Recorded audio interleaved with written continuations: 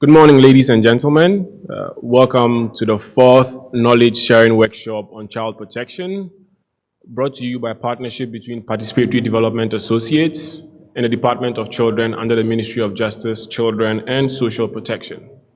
PDA has organized this knowledge sharing workshop for the past 3 years as a platform to facilitate learning on child protection research, and also to create a platform in which civil society organizations and all organizations that are interested in the development of children can come together and then work for reform and an action in policy and practice.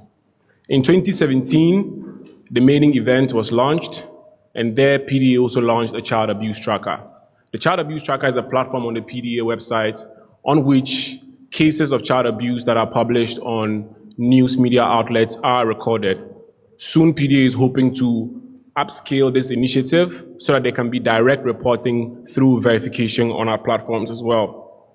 In 2018, the event also saw the launch of a report on the state of child protection in Ghana. There are copies on the table at the back, so if anybody at all is interested, you can pick up a copy before you leave here. In that same event, UNICEF also shared a study with us on the most significant change stories with regards to their projects that were happening all through the country. In 2019, the event focused on child protection in schools. There, we also had the Ghana Education Service use the platform to increase visibility on some of its initiatives. That event was also in collaboration with the Department of Children. In that same event, there was a documentary on securing justice and rehabilitation for victims of child abuse. Through that documentary, we found out that there was a charge for the verification of the police reports by the doctors, in which most child abuse victims were not able to afford. We tried to work together with the Department of Children and then the Attorney General's Department to try and see if we can get this fee waived for the victims of child abuse. We're still working on that, and we're hoping that we can see some results hopefully sometime towards the end of this year or next year. This year's event is on children with disability, and the theme is inclusive development for all. We have outlined for you throughout the day a documentary that will set the scene for the flow of the day. It's an overview on child and adolescent mental health in Ghana. Hopefully after that, any questions and contributions from the participants can be addressed by some of the key respondents that were involved in the documentary. After the documentary, it dovetails into a presentation by the National Coordinator for Inclusion Ghana on the challenges for children with intellectual disability in Ghana. After that, Chris Dazi, who's well known for her child rights advocacy, will also lead a panel discussion on access to juvenile justice for children with disability. Once again, I want to welcome you all to this year's event. It's a knowledge sharing workshop, and I hope that you will all participate. If you have any questions, I hope that you will ask and then make contributions so that we can all learn. And at the end of the day, let's find ways in which we can collaborate and then work together to further the rights and protection of children with disability. Before we set the scene with the documentary, we would like to take the introductory remarks from the Managing Director for Participatory Development Associate, Edem Agbe. It's a short introductory remark video that will be played for you.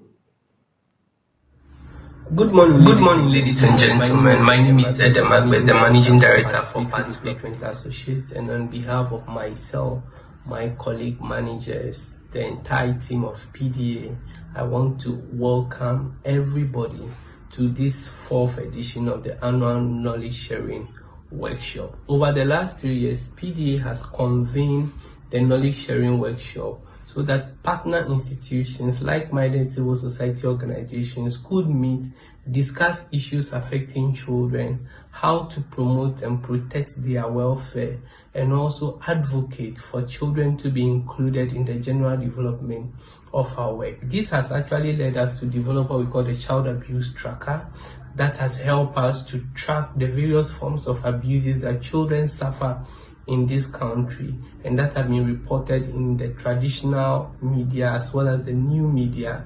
And this led to our publication of the State of Child Protection Report, which documents the various forms of issues affecting children, from trafficking, from abuse, as I have said earlier on, to streetism, and also how justice is served for children in Ghana as well. The Department of Children has been very supportive for this program over the years, and we truly appreciate their commitment to furthering the rights of children and also protecting them in this country. This year, our focus is on children with disabilities, and we are seeking to have conversation on how issues affecting them can be discussed and how programs and policies can be changed, with the premiering of a documentary on child and adolescent mental health, a panel discussion on justice for children with disabilities, and also presentation by Inclusion Ghana that has been working over the years with children with disabilities and seeking their welfare in the community. It is a learning event, and we hope that all participants, all of us seated here, various institutions, we will actively contribute to the discussion so that the team can also gather enough evidence, insight from your experiences and work, and then contribute to general policy making so that children with disabilities can be promoted and their welfare can also be secured in the country. Thank you.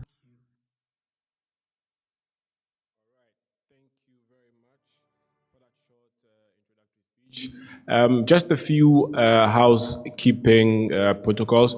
So the washroom, when you exit the door to my left, is on the left. So you just move straight down the walkway, and then you find the washroom somewhere on the left. This event is being streamed live on YouTube, PDA TV, as well as the PDA Facebook page. So there'll be others that will be joining us remotely for this event as well. Without wasting any time, I just want us to set the scene straight away with the documentary, which is basically an overview of child and adolescent mental health in Ghana before we have a brief plenary and then the presentation. Thank you very much.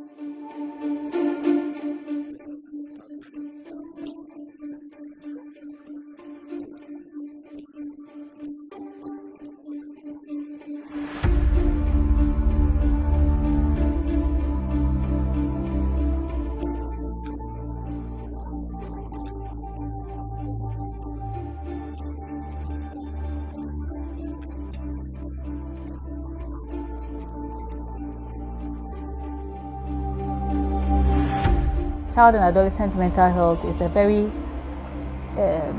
broad scope that deals with a lot of professionals.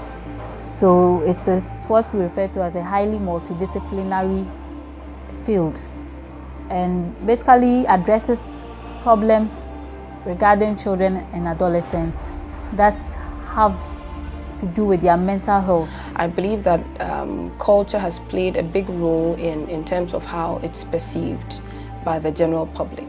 We assume that children necessarily don't have issues or problems. And you find that in our local parlance, then I will Jane. Why are you thinking? Do you have any problem? As for children, do you have any issues? We say that a lot without necessarily thinking that everybody, once you're a human being, you have a mental health and then you also have a physical health. So worldwide, we say about 1 in 4 children have some form of mental health issue. And I think we can say the same in Ghana too. So we don't have a lot of data specific to Ghana, but in general, from what I experience in the clinic, I think we can use the same worldwide data. So we see quite a lot. So today was my clinic day here, and I've seen a whole lot of children. So on an average clinic day, we can see between 15 to 20 children, yes, with mental health problems. And then during the week, which is not the clinic day too, we have some coming in. So we have quite a number of children with mental health issues. One community study that was done in Kumasi showed a general prevalence of about 33% in the community, and we found different mental health issues or disorders among children of school-going age.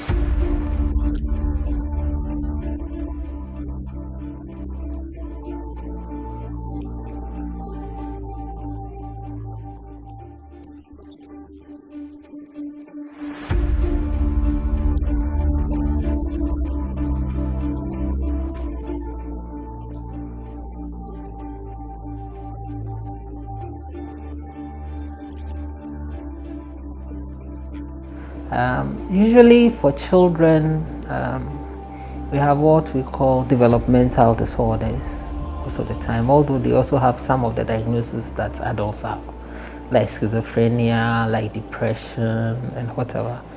But lots of the problems children have, we have developmental problems. You see them at school where they can't pay attention. Usually, the only times we get referrals, or we probably get them coming in, is when, for instance, they're in school, they're having certain challenges in the classroom, and you are forced to come see us. So that's the only time they come, because either the school is refusing to take the child, or maybe they've observed something and there's no help, and for that matter, the child needs to come in. There have been a few times to where some parents who have a lot of knowledge about illness would also just walk in and say they want to see. Usually, the moderate to the severe forms of intellectual disabilities seek help in the hospitals, whilst those that are mild may just receive some beatings a lot in the schools or at home for being dumb or for not being brilliant. Because if you are retarded and you go amongst your siblings, you are not able to perform, your younger siblings do well in class, everybody calls you are dumb, you are daft. Emotionally, it will affect you, isn't it? But children don't demonstrate mental health problems like adults. You may think they are defiant, they are troublesome or something, because they can't really express themselves. Like a child is in school, becomes depressed, it becomes very, very rude or something like that. So teachers may think this is a rude child, this is a child who doesn't pay attention, fighting everybody. So they may be depressed. It has to be assessed by a psychiatrist or a psychologist to confirm that the child is depressed. So depression and anxiety problems commonly occur in adults, but sometimes we have children also coming with such conditions. But most of the time they come with other things. Sometimes they have epilepsy or seizures or fits, and then sometimes they have autism. Autism is one other some of these mental disabilities that children have. You find a child that is unable to really interact socially well. So whilst everybody is mourning and crying, they may just be laughing because they don't see or understand what really is going on. Some have attention deficit hyperactivity disorder or ADHD. When we talk about mental health issues, causes are not unilateral. They are multifactorial. That means that we are looking at different things bringing about a problem. We don't say specific causes because most of the time we can't really tell where the problem is coming. So usually we say risk factors. Like a key and a lock. Sometimes a person is predisposed to a certain condition, but they need the right environment. So once they get that environment becomes like a key, it opens that door, and then you have, all of those issues springing up. So causes for some conditions are even unknown, but there are speculations or theories regarding what might have triggered or what might have resulted in the person having it? There are things that happen often during pregnancy, delivery, things that don't go so well.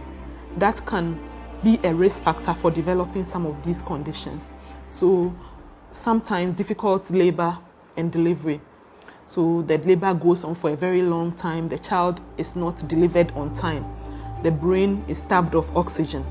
Then we have some of these conditioning happen. Sometimes it may be during pregnancy. So some infections that occur during pregnancy. Sometimes taking alcohol and not eating very well during pregnancy can cause it. Sometimes the baby is born all right, but they develop yellowing of the eyes. We call it jaundice, and the skin. So that can also cause some of these conditions. Or the child becomes very, very severely ill when they are very young. So when they are babies before the age of 1 month or early childhood, they have very severe illness, they become malnourished. Some of these things can also cause. And then as they grow older, depression is mostly when you have difficulties in the environment. So sometimes their home environment is not so good. So they experience a lot of abuse in the home environment, family disharmony, those kind of things can also be risk factors for depression in children and adolescents. There's also the issue of verbal or physical abuse in homes. If children are verbally or physically abused often, they can fall into depression, especially if they are molested without parents knowing. Or probably they've even mentioned it. There was one case like that. The child mentions it and then the father feels that it's because you're a bad boy. In this case, it was even a boy who was being molested by a very old woman. When he comes home and then reports it, his daddy tells him that it's because you're a bad boy, that's why you are being molested. He never took it serious. The child grew up. Right from then, he started falling into depression. He grew up and then he's totally depressed. It's terrible if you should look at him when he has his episodes. And recently he met that woman who was molesting him and then the episode just triggered. It was terrible. It was very sad. You know, man is a spirit who has a soul and lives in the body. If you read the Bible, Jesus on several occasions had occasions where he interacted with people with mental cases, and most of them he healed them. If there's any institution that will understand them better, it is us, because we know 99% is spiritual.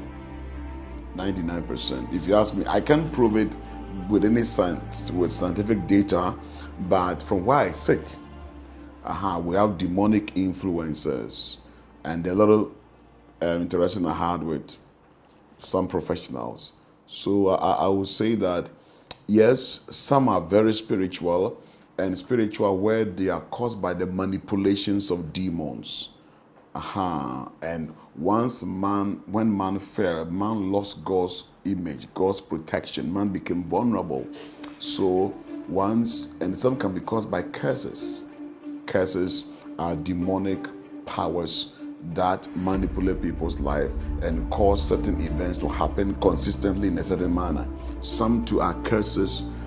We have instances where somebody will say, well, my great-grandfather, my mother maltreated somebody or did this to somebody, and somebody pronounced a curse, that there will be mental cases in your home all the time. And indeed, once you begin to pray, there are manifestations that confirms that. And then once the prayer takes place, the person becomes free. With mental disorder, one thing that really helps is identifying the condition early and then seeking early treatment. That is when it is properly managed, and sometimes it can go away depending on the type of mental disorder. But most of the time, it is chronic, so most of them are managed. There was once this kid with seizures. She was 13 years old when she was brought in. And a 13-year-old should be able to walk. But this particular person was being carried at the back. Then she was drooling all over, couldn't speak. She can't use her arms and then legs. And when we probed further, the hospital was their last point of call. They had roamed all about just to seek for treatment. And it was quite unfortunate. At this point, she was like a vegetable. There was nothing much that we could do. Listen, the churches, those who do, there's lack of knowledge, and they think they are doing their best. You know, sometimes those patients can get very wild, and because these pastors don't have training, to them they think that that's the best. That is why I also blame the mental health institutions. Why are they not organizing platforms to collaborate with the church to give pastors some kind of training? Ministry of Health should consider that. So I wouldn't entirely blame those pastors. They don't mean evil. You talk to them, they don't mean evil. To them, and even for them to provide that a place, because when these things happen, they are wild in the home and they are harming people, and those churches rather accommodate them. They should be credited, giving some credit. Yes, what they are doing compounds, some of them compound the problem, but I think that it is not done willfully. That is why I'm calling for collaboration. I think that the mental health institutions who know better should find a way of reaching out to the church so that we can correct these anomalies. And there are cases where the doctors themselves will tell you, this one, we've done all we can, so go and see a pastor. We don't need to decouple the two, we need to collaborate. I expect to see the mental health institution reaching out to the church, and we also reaching out to them so that when there are cases, after we've done our part, we refer them to the professionals to deal with it. And that's why we have a lot of people committing suicide, or a lot of children committing suicide, or attempting to. We don't understand. What do we say? We say that it was a spirit that took over the child, and then the child, and this one has never happened in the family before. Maybe the child has depression. But do we even listen to our children when they're talking? Do we pay attention to what they're telling us? When they're feeling sad, what do we tell them? You are not paying school fees, you are not paying bills, why are you sad? But they have their own issues at that age as well. So these are genuine concerns. They have nobody to talk to. They don't even understand what's going on with them. So what do? They'll probably feel that, okay, so maybe if I'm not here, it's better. Sometimes even some children, based on what parents are saying to them, you are useless, you are this, you are that, they start believing, because what they're doing is they're like sponges, so they absorb. So they start believing what it is you are telling them. And for that matter, something like anxiety and depression, which are common mental illnesses in our system, definitely, it's something that, as you're growing older or aging, it becomes more complicated. And so it would start showing, because maybe that person had the luck based on genes, but then it was only up to that environment to create something for that to come out. When I was a student, and there were times that people come to church with such situations requesting for prayer, the immediate point of call for Ghanaians or Africans, we are very religious, is the church. So I've had a brush with such conditions. So most of the time, yes, they don't report early. And in general, mental health in Ghana, most people don't come to the hospital first. So they try going for prayers, they go to for herbalists, and try all other means before they come to us. So in general, we hardly have them reporting as early as we wish them to come. So for children, not as much as adults, but most of the time they come late. Sometimes not because they've gone looking for help elsewhere, but because they think the child will outgrow it. So if you have a child, for example, who is not talking at 3 years, ideally that is the time to report. But the parents will think, oh, it will get better, it will improve, let's wait a while. Like a child I saw today, the mother said she was told that for boys who are firstborns, it takes longer for them to talk. So as at the age of 5, the child was not talking, and they thought, oh, it will come, until now the child is past 5 and he's still not talking well. That is when they are coming. So sometimes they don't go anywhere. It's just that because of our beliefs and some of these myths, people think that, oh, it will happen. They say, well, child firstborn there, there's nobody, he's not talking to anybody, so he that's why he's not talking. But normally by 3 years, if a child is not talking, you have to be concerned.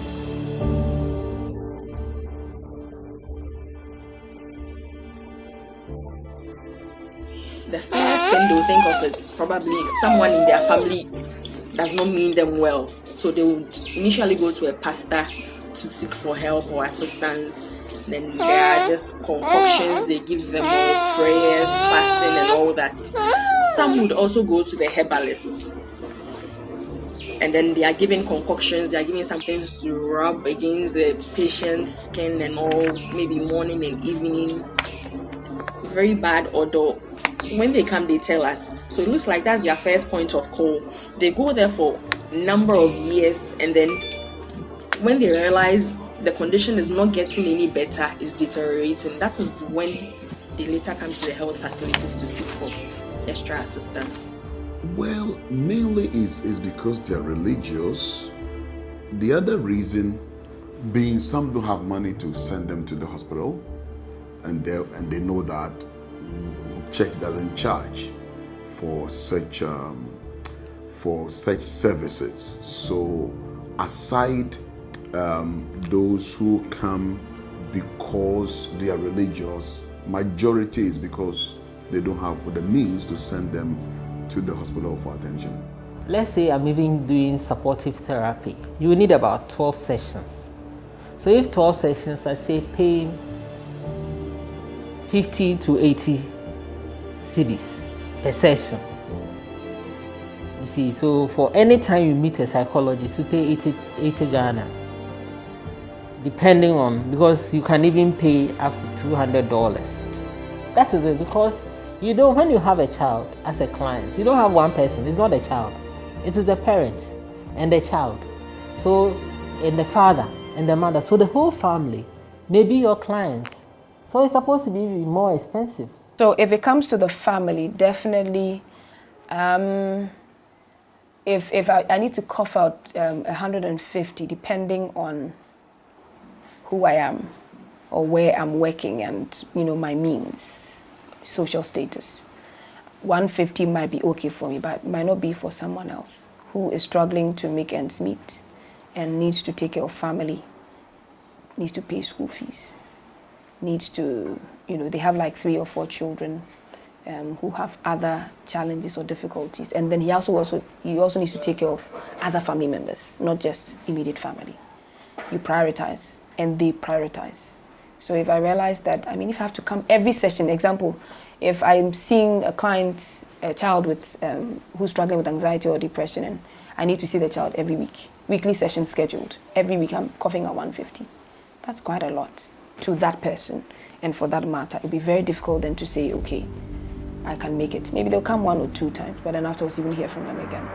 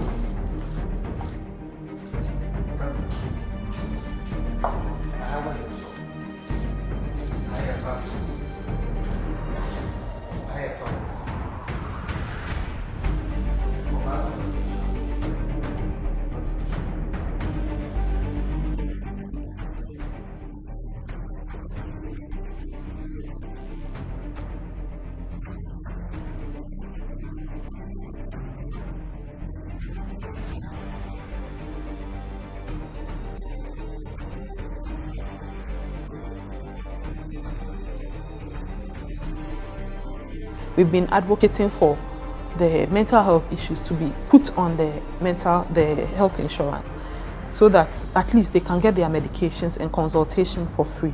So that we have been trying to do. The only thing is that by law, mental health is supposed to be free. So it's difficult to say now that we should put it on health insurance, but we are still trying our best to advocate for it to be done.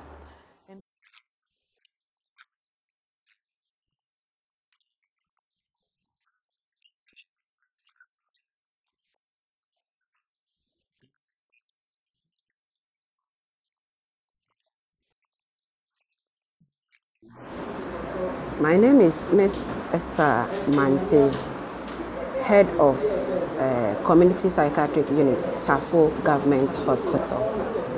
I've been working as a psychiatry nurse in Tafo Government Hospital, to be precise, for the past 13 years now. And since psychiatry Community psychiatry nurses was established here in 1976. We have a whole lot of challenges that we would like the community or the public to be aware, so that if they can come to our aid. Looking at the situation, and we don't have a permanent places that we work with, it's a big challenge, because even within our daily activities or daily routine, we attend to 6,200 clients or patients a day. In the year 2019, we attended to a total patients of 13,577, in which 2,319 were new cases, including child and adolescent mental illness. And with Tafo Government Hospital like this, it's been there for ages, like over 20 years now. But then we have no place to call our own. We do not have a unit or a building of our own. We work from the hospital library, and then we are moved anytime the administration feels like they want to have a meeting. Even if we are attending to clients, would probably give us, you have 2 hours, you'd have to attend to all these clients, and then you want to use the place. So there's no privacy. And when you're attending to clients like this and then you don't have time, or it looks like you are rushing through, no privacy, they don't really tell you all that is wrong with them. And then if you don't get the history well, it affects the type of treatment plan you have for them, which would also affect their recovery. So no privacy, as I said. So sometimes you are talking to this particular patient, and then the other patient sitting by them is listening in on the conversation. So you are like, Mommy, me patronya onye no kasa tie, doctor no kasa, me way kasa. So the patients don't feel comfortable revealing all that is wrong with them. Because when they are talking, sometimes they are looking around whether someone is listening, because some issues are confidential. It's supposed to be shared between you and your health provider. That is unfortunate. And then there will be other nurses who are also having their rotation around. At a point, we can have like 30 to 40 rotational nurses in the library, in that same room with us. In addition to the staff nurses over there, we who are working there permanently, we are like 15. We run shifts. So maybe, let's say, 10 will be for morning, in addition to the 30 to 50 rotational nurses. So the place is overcrowded. And you would walk in and sometimes the place is really stuffy, because these patients we are attending to have psychological problems. So sometimes maintaining their personal hygiene is an issue. Someone has not taken his or her bath for like days, weeks. They come in, they are spitting all over the place. With all these people, it's God who is protecting us.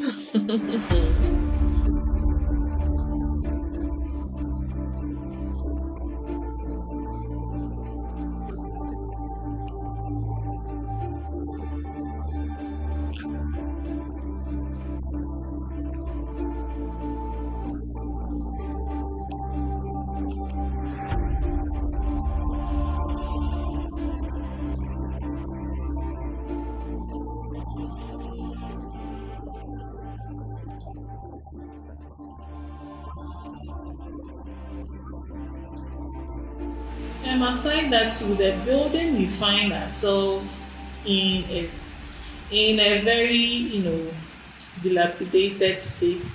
We have most of the roofs leaking. You realize that the environment is not very serene to even take on children. So we are pleading for all the help we can get to address all of these challenges mentioned.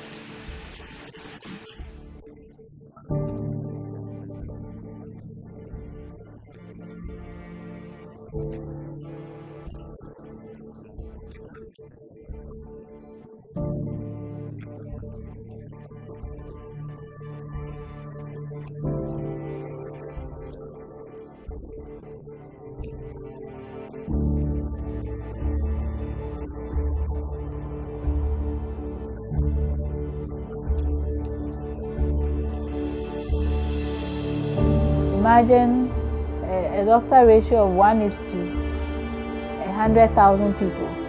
Actually, the doctor ratio we have in Ghana generally is 1:1 million people.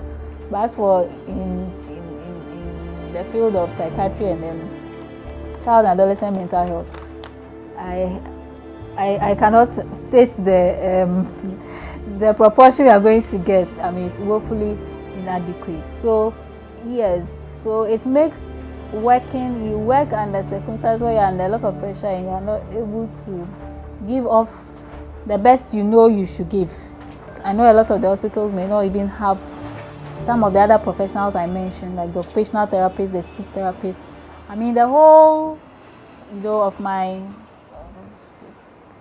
place of working, there's only one qualified speech therapist, and sometimes I can imagine the cases being referred to him and how he's able to, see all of them. Well, I just want to say that it's an area of need and we need a lot of support. So there's a lot that we can do in this area. There's a lot of other areas that we can reach out to if we have enough resources here. So for example, I do a clinic at Osu Children's Home as an offshoot of this clinic. So we go there to go and see the children there. And they have a lot of special needs children or children with mental health issues there. But they are not able to come here because they are also understaffed. So we go there to see them. And then there are some other areas that we can. So that's only one orphanage. There are a lot more orphanages that we can see. They have the prison services, which have a prison service for childhood offenders or adolescent offenders. That's another area that we want to be able to reach out to if we had the resources. But for now, we don't really have a lot of resources. So we are doing it gradually. So if we have a lot of resources, there's a lot more we can do. We need space that is private and that is safe for the client to feel comfortable to open up. I'm saying that because in some places where I've been, you as a psychologist, you need to prove that you know your job before they can even believe or trust and give you space. You have to fight for space. It's like you have something to prove even to the medical professionals. So there's this thing with medical professionals and then also the mental professionals. But we are all supposed to be working together. But there is that challenge, interestingly, and it's something I can say on authority that is well documented. And sometimes they don't even understand what it is we do, our role in everything. So that is why you'd probably get a medical professional waiting until the last minute to say, oh, we're going to theater and we're going to amputate somebody's leg. Can you come and say something? Why did you wait all this while, whilst you knew this was going to happen at the end of the day? Why did you wait until the last minute? So just when they're about entering the theater, that's when they're calling you to say, please, can you help? What am I going to do? It becomes very difficult. And that tells you that there's some kind of, I don't know what it is, but there's a struggle or there's some lack of understanding of what our role is. All right. So we need good space and we need, as much as possible, a place that we can actually keep or store good information. So now I would say that child and adolescent mental health should be an issue that is being discussed in our country. In the height of government, it should be one of the things that should come up, and it should be discussed together with the health sector, the education sector, and all the necessary stakeholders. Because we keep saying children are the leaders of the future leaders. But we look at the crop of children that we have. Some of the issues that we keep complaining about are mental health issues that need to be addressed. We are training or teaching children in schools, but before a child can do well and perform at their optimal function, they need to have a good mental health. We need to be talking about this everywhere, and it should be something that must be of utmost interest to government in bringing policies, in drawing the educational plan. We need to institute and inculcate things about mental health in the curriculum that will help to address, for children to understand these problems and also help to address it. We shouldn't just look at children going to school, providing free education and free this and free that. We should also help to give our children a good mental health. Recently, in the issues that came up during the ended WASI examinations, looking at the behaviors of some of the children, the advent of the COVID era and the changes and what they were expecting, the exam or practices, I just could see that no, these children, their mental health needs to be worked on, so that whatever we are also providing for them as a government, it will actually be useful for them. It will not be laid down to waste. Yeah, so the schools too, we also wish we could do a lot more of preventive, so we can teach the children about taking care of their mental health, not getting into substance use or drug abuse, as they say. That will also help them to have a better mental health. Teach them about recognizing some of the conditions early and seeking help. So there's a lot we can do in the schools too. So the need is a lot. But as you can see, the personnel, we are not many. So we spend a lot of the time in the clinic. We do some health education. And then as far as we can, that is what we do. We do training of other people to be able to assist in managing the conditions. So many conditions in this world don't have a cure. HIV doesn't have a cure. H1N1, even COVID, we don't know. So if I say that mental health problems or mental disorders too, and majority of them don't have cure, it doesn't mean the person is useless. The person can be on medication or receive therapy. Whether the person is a child or not, they can do something. So sometimes when the patients come, they even ask us, hey, can I use you? Sure. Hey, anyway, so we'd have to explain to them that there are no more coming, but when it comes, we'd definitely go for it and then bring it to them. So, especially with childhood mental disorders, their drugs they are not subsidized. The very quality ones that are there, like the Concerta and then the Ritalin, the average Ghanaian mother or Ghanaian parent might not be able to afford it.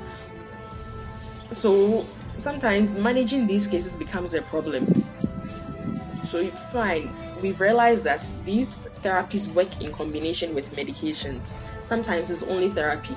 But if the patient is not able to afford the drugs, then it means we are doing only the therapy, but then what's the medication? The medication aspect is not being fulfilled. So it means the client's recovery is going to be slowed down. Sometimes medications are not available.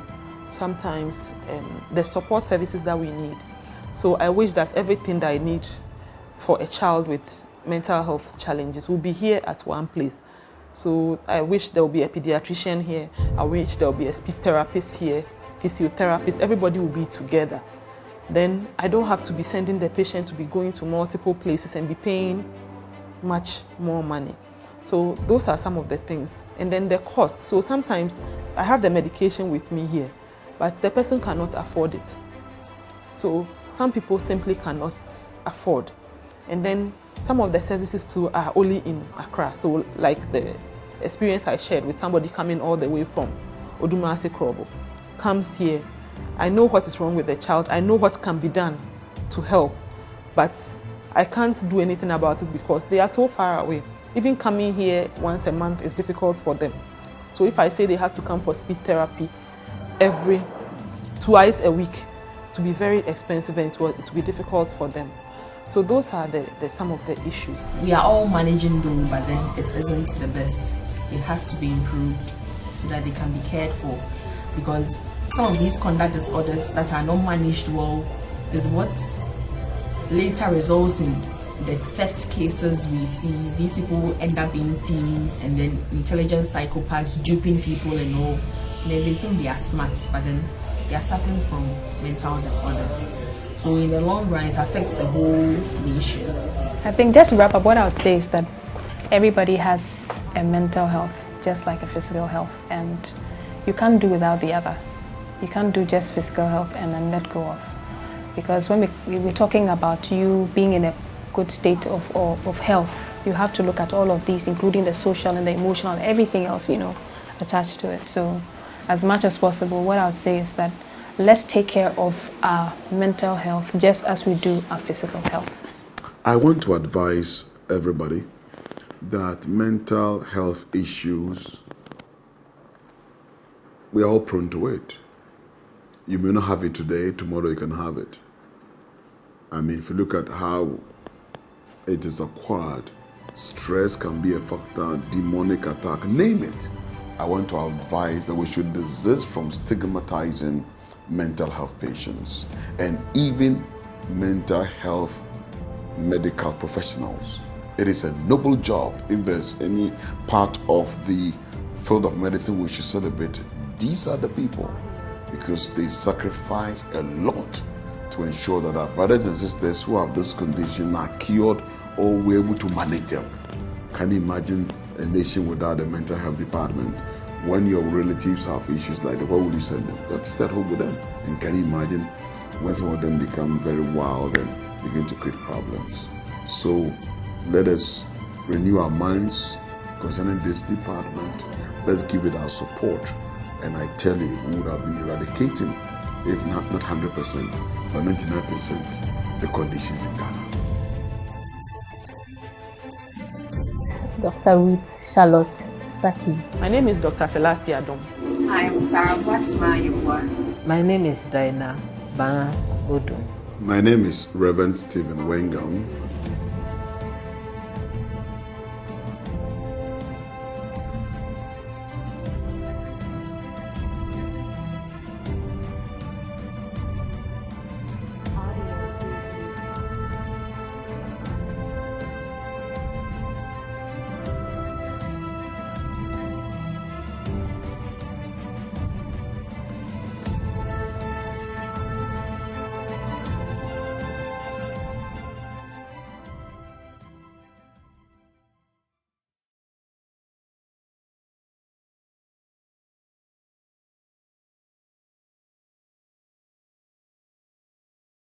The theft cases we see, these people end up being thieves and then intelligent psychopaths duping people and all. And then they think they are smart, but then they are suffering from mental disorders. So in the long run, it affects the whole nation. I think just to wrap up, what I would say is that everybody has a mental health, just like a physical health, and you can't do without the other.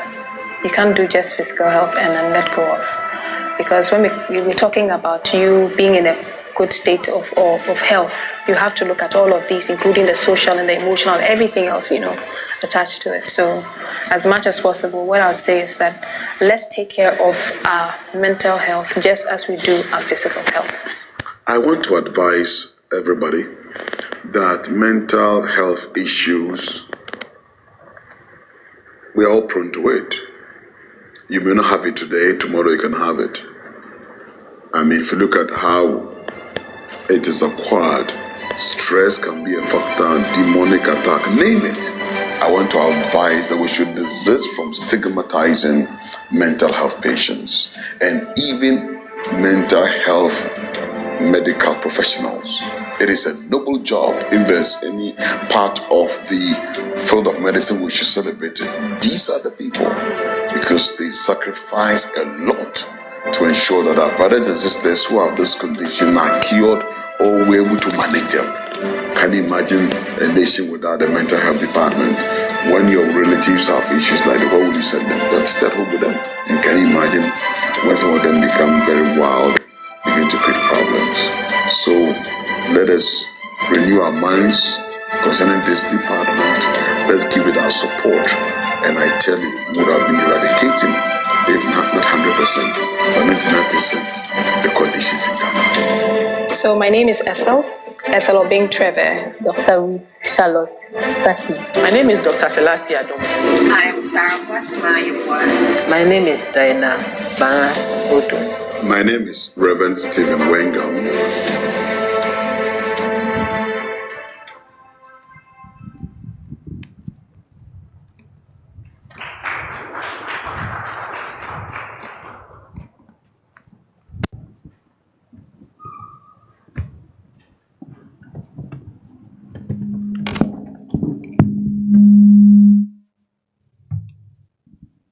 morning once again.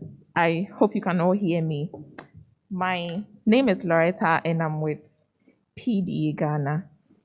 We apologize for the sound problem earlier on, but then the video will be uploaded on PDA's YouTube page, that is PDA TV. So you can take your time and watch it again and also share it with friends and colleagues. I would like to take some questions concerning what we just watched, whether you have any question or any addition, contribution you would like to add. But before that, I would also like to invite Dr. Susan Annan, who is a senior medical officer with Pantan Hospital, and then also Senna Fodie, who is the clinical head of the occupational therapy unit of Pantan Hospital, to join me on stage to help answer and clarify some of the issues. So please, with a round of applause.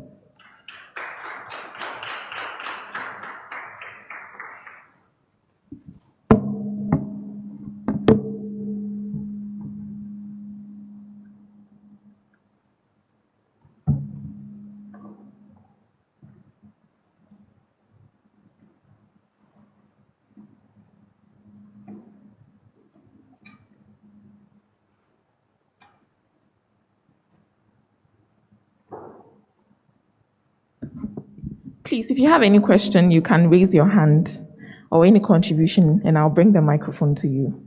Okay.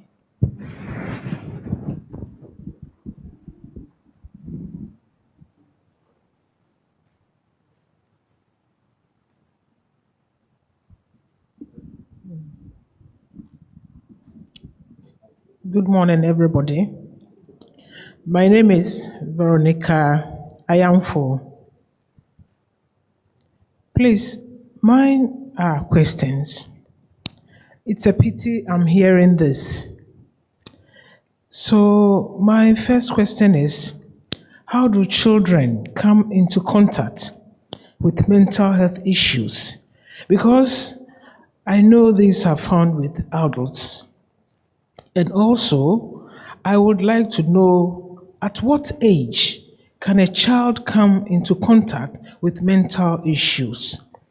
And my last question is, what can be done in situations like this with regard to children? Thank you very much.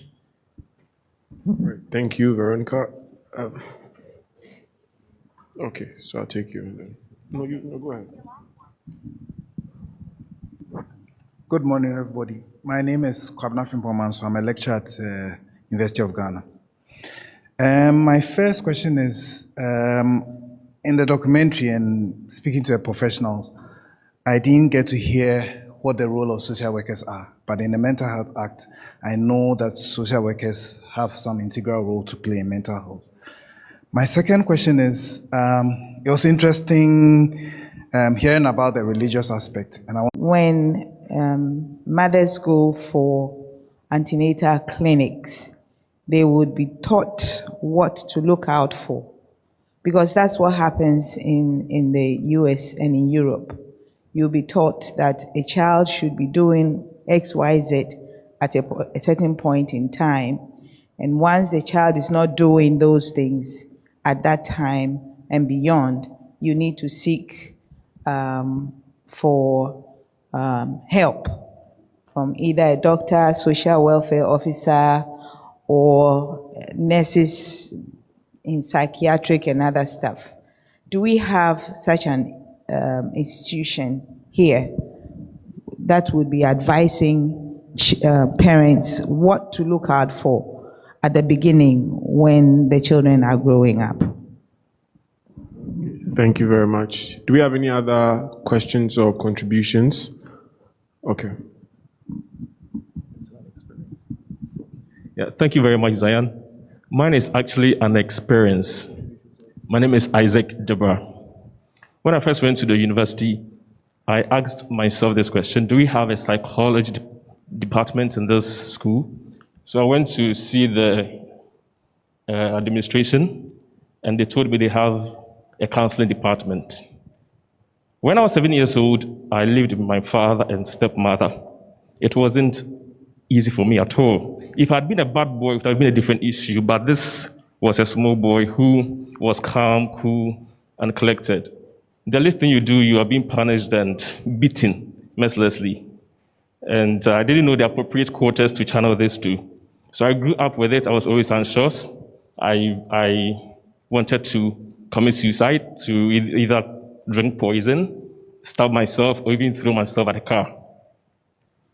So when I went to the university, I told this to the psychologist, and she counseled me. I became a better person now. I'm much confident and bold, and my academic pursuit is growing. That's just my short experience. Yeah, thank you very much for that. That's a bold contribution. Okay, Tony. Mine is feedback to those who produced the documentary. I'm a bit disturbed when the pastor says 99% of mental health is demonic. If it's demonic, then there's nothing the nurses and so on can do. So I think that bit must be edited. Because some people, that's the prevailing concept. And now this pastor haven't then changed and said other things that go to what, to keep that in there. Munchasu, 99% pa. Hey. Well, I think the main idea is to get the different perspectives that exist also out there. Okay, any other contributions and comments? Otherwise, we can address this first round of questions and contributions before we move ahead. Okay, one more. Yeah, I'm Anthony Amwa from the Guidance and Counseling Unit of the Ghana Education Service. Mine borders on if Ghana Health Service has any diary or whatsoever featuring list of facilities that handle issues on mental health for our children. Because usually when it happens like that, we treat those children as out-of-school children. So they will not be found within the school environment. But the service is also much interested in knowing what happens to children who are out of our school environment. So in that regard, we would want to know to what extent has the Ministry of Health, and for that matter, the Psychiatric Division, has made, when we get to Asalam Down, is it likely we are going to find some of our children there? Or when we go to Pantine, is it likely we are going to find some of them? So we would be interested in knowing where such children are sent as they go through the process of, rehabilitation or whatever.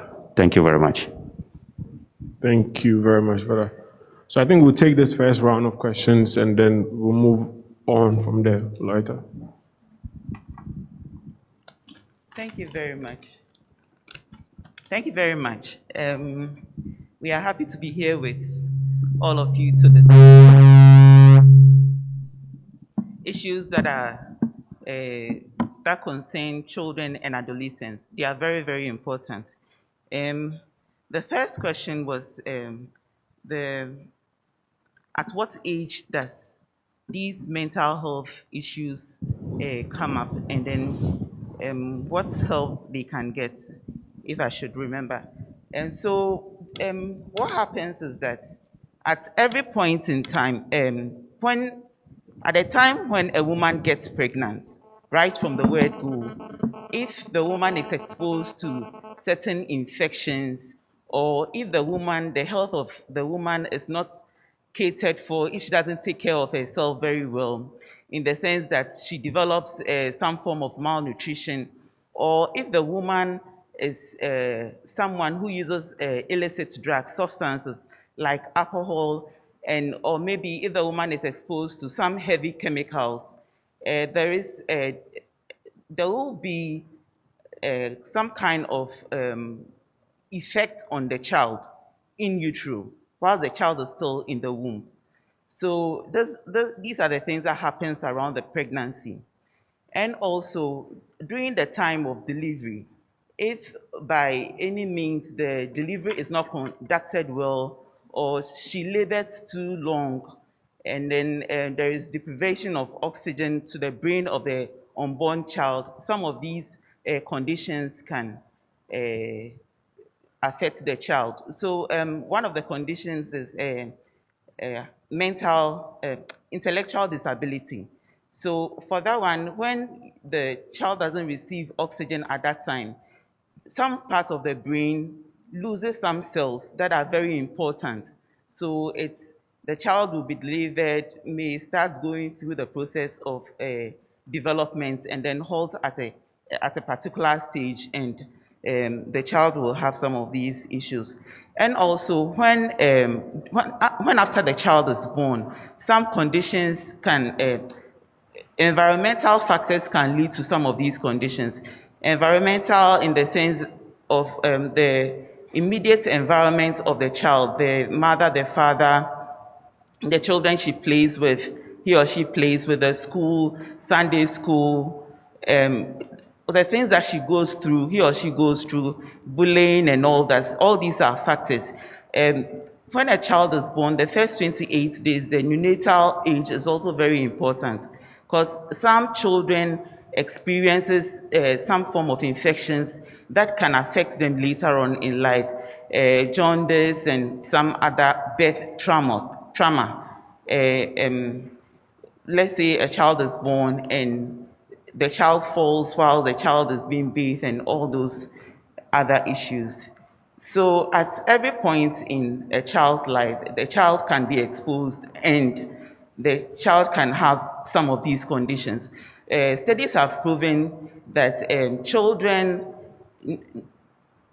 toddlers, from birth to toddlerhood, you have more boys experiencing most of these mental health disorders.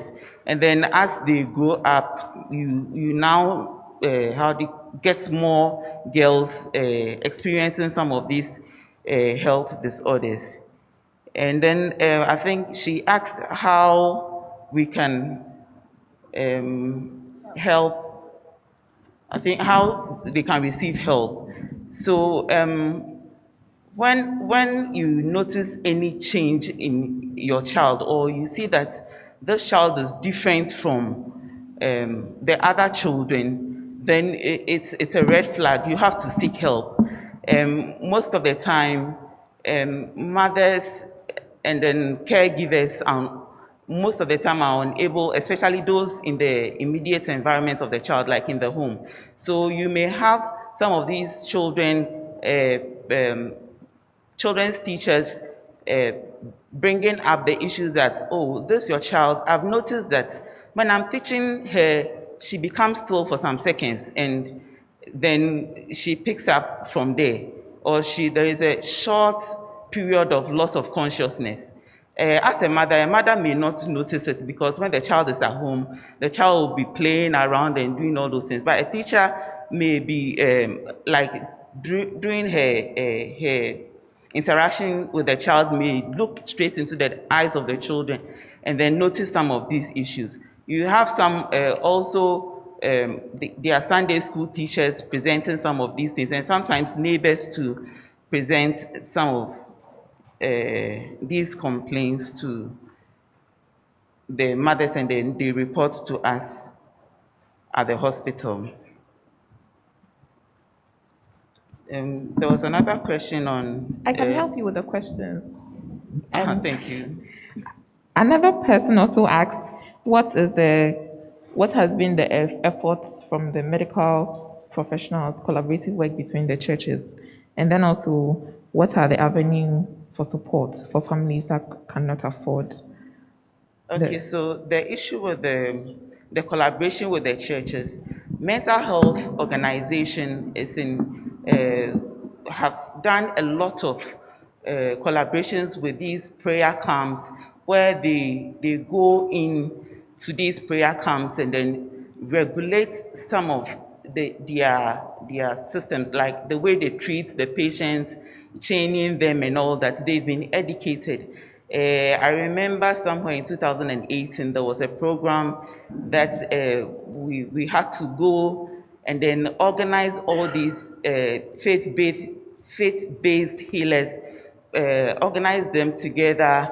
We taught them how to handle our patients when they come to them. And then also recently, I think in October, mental health organizations visited some of these faith-based healers and noticed that none of them were training the patients as they used to. So we are in collaborating with them, unless of course maybe those who do it and we don't get to hear about it, or we don't get to, but we do regular checks on some of these people. And another person also asked, are there any avenues for training for mothers during antenatal service to know or to be able to identify some of these cases? Yes. So during the antenatal period, the midwives have been trained to counsel the mothers, because it's also a very stressful period for women where there is hormonal imbalances, and they themselves, they don't seem to appreciate what they are going through. So we have some of the midwives who have been trained to help such mothers. And also in their weighing card after delivery, they are given, in fact this time it's merged together. You use the card during pregnancy, and then also after delivery you use the same card for your child's care. So there is a chart in there that gives a brief overview of how you should expect your child to grow and develop. So the time the child is supposed to be talking, if you see that there is any issue at that time, then you report to a health professional to find help for yourself and the child. So I think there are systems in place, but just that we are understaffed, and when a mother complains, like you'll be treated, but you will not get the adequate treatment that you want. You'll be spoken to, but it's not so holistic. It's because of the issue of human resource.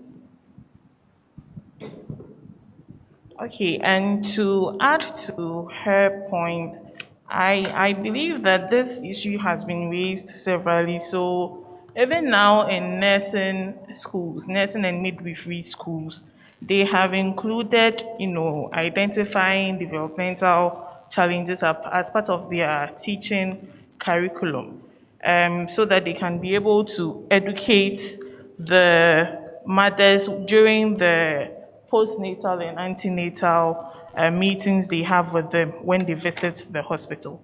So I think they are making headway with regards to that.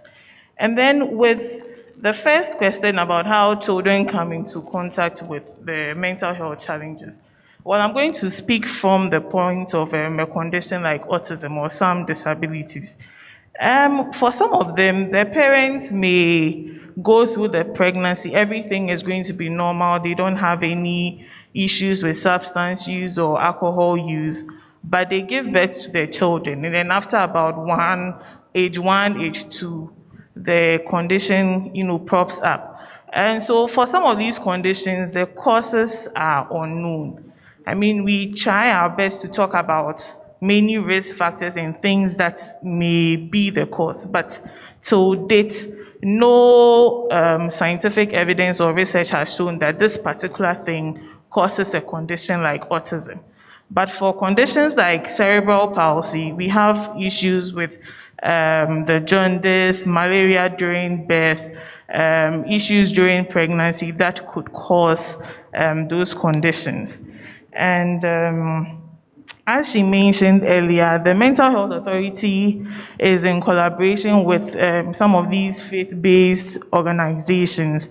And I know it's currently ongoing in the North, where we, collaborate with them in terms of medications. Even, the medications we take, we try to collaborate with them to get them to give the patients the right medications instead of the concoctions that they mix to give to the patients who come to them.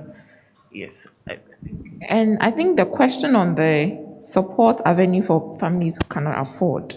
So what do you do for such families in such situations? Okay, so in our hospital, we have a social welfare unit that we collaborate with. So if a client comes in and they do not have the adequate resources or finances to pay for the service, we direct them to the social welfare where they try to meet the needs of the clients who come to them. Dr. Susan, do you want to add anything? Yes, so that's basically it. The social welfare is somehow equipped. They are able to manage some of these patients. So when we pick such, like a mother who comes in and she's unable to pay, we refer them to social welfare. They are investigated, and then they are given the necessary support that they need. There was another question. Someone wanted to know where children with disabilities are. Yes. So I will share my experience. I've lived in the northern part of the country for close to 14 years now, and it's so sad. I organized a clinic.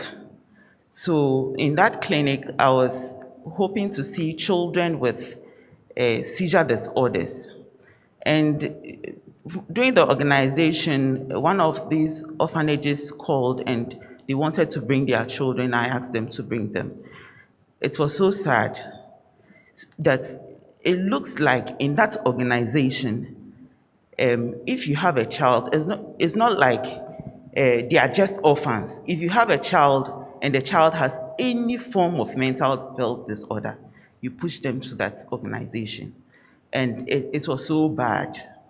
A lot of children with these a lot of mental health conditions. And the way the conditions are, if they are not treated, it leads to another one. Let's take a seizure disorder, for example. When a child develops seizures and then later develops epilepsy, and this child is not being managed, the child develops, it goes on to become complicated with anxiety disorder, depression, and all the other forms. They get a whole lot of comorbidities. So most of these, when you see a child with a condition, there is a likelihood that the child will be having a whole lot of other comorbidities. So these children came, and then we helped in our little abilities. So what happens is that for some of the children, especially with, let's say, for mild and moderate intellectual disability, you find some of these children in homes and villages because of the stigma that is associated with the condition. So some may not even look for help because they think when they bring the children out, they'll be stigmatized. And the young ladies in the families will not be men will not get tutors because they will say you have some kind of condition in your family. So you find them in orphanages, you find them in villages, it's so bad. Yeah. Okay. Please, are there any questions?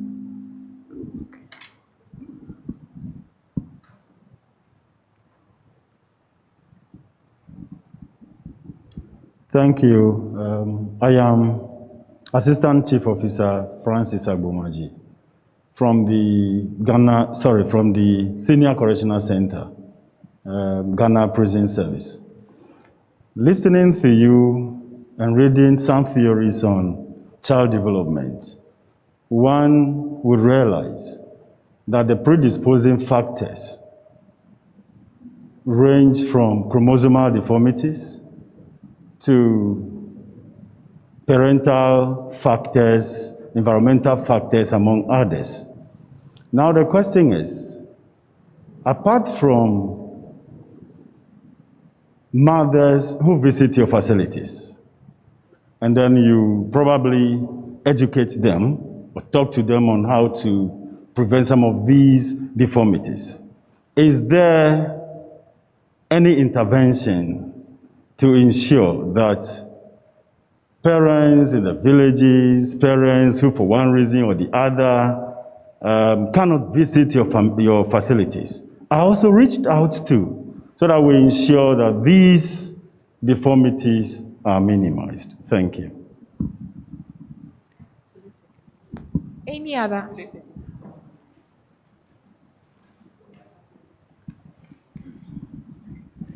Okay, mine is not a question, it's a little bit of a contribution. I worked in the US for close to 20 years with mental health.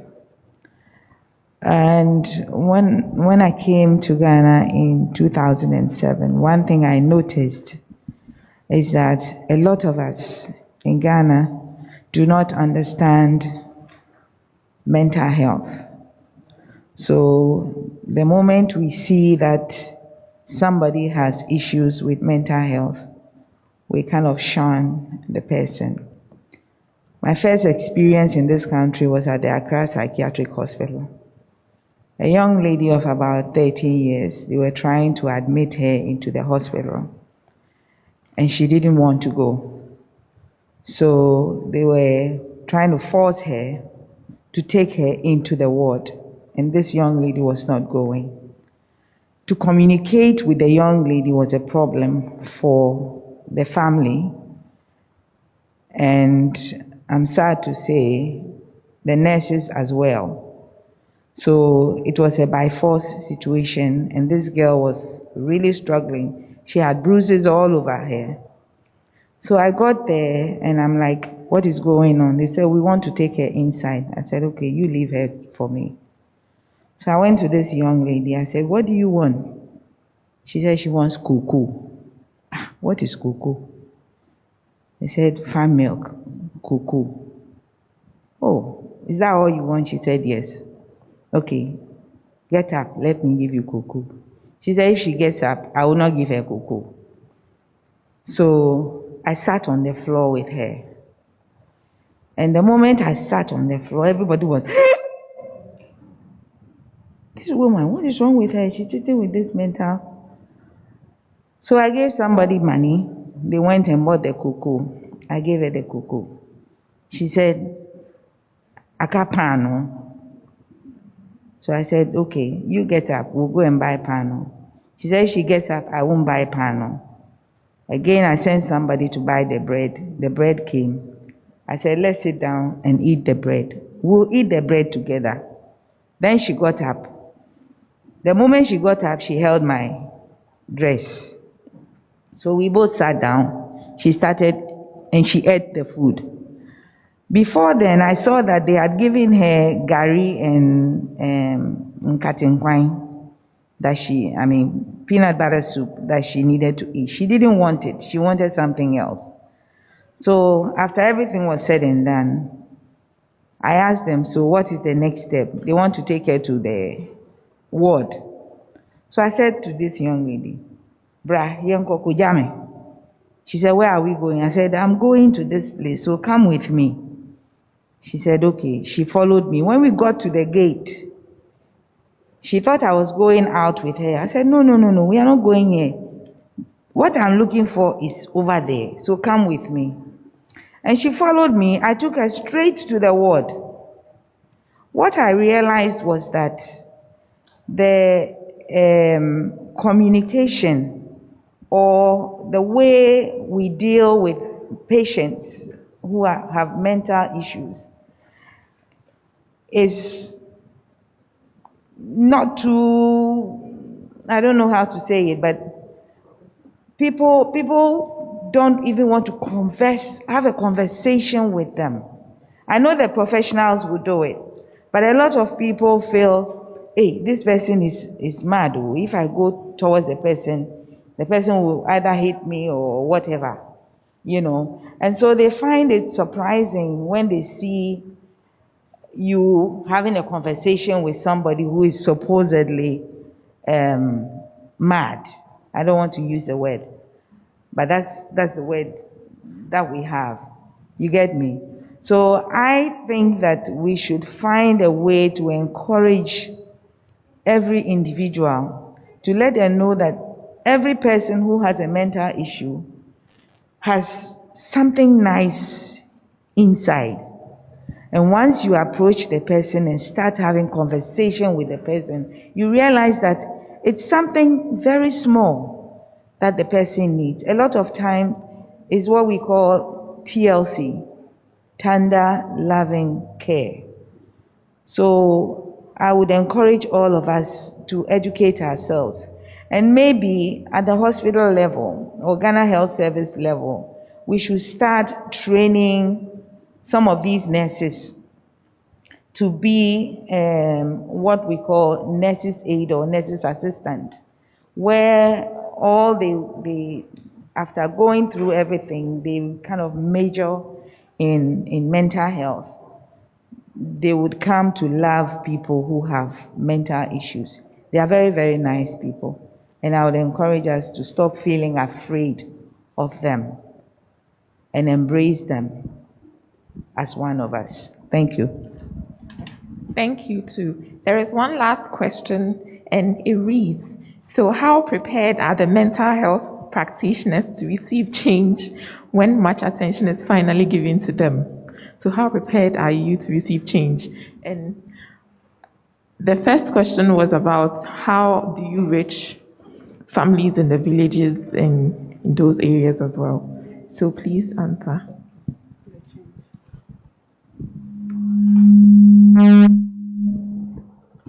Okay, so the first question was asking how we are able to reach persons with mental health challenges in the communities. We have the community psychiatric unit in almost, I think in every district in the country. But the challenge with the community psychiatric unit is they are ill-resourced. So they are there, but they do not have the funds to visit everyone in their homes as it's supposed to. So the Mental Health Authority has helped, get these community psychiatric units in place. But the challenge is with the funds. Now, aside that too, aside the nurses, we have the occupational therapists, the psychologists, all the other professionals that also need to work with persons with mental health challenges. But here's the case that we do not have a lot of those professionals also in the system. And so that is also quite a challenge. But it's something we are hoping would be addressed so that we can offer better mental health care services to people in the communities. So as she said, we are all understaffed. When I made my intention known to my district that I was going to read psychiatry, it didn't come easy because as we all know, we are stigmatized. We, the health professionals, our patients who are stigmatized. It didn't come easy. They tried to convince me to do obs and gynae because it looked like that's the area that they need more, neglecting our patients with mental health disabilities. And even to the extent that on my letter, they made a mistake and wrote pediatrics. That's bad. So we are all understaffed.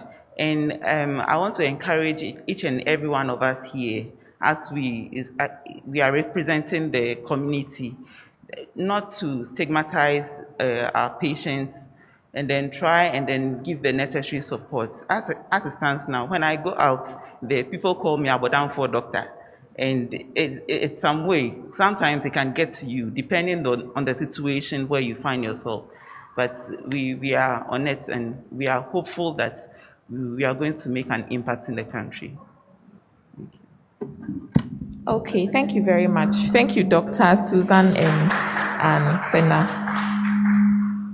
Moving on, our next discussion dovetails.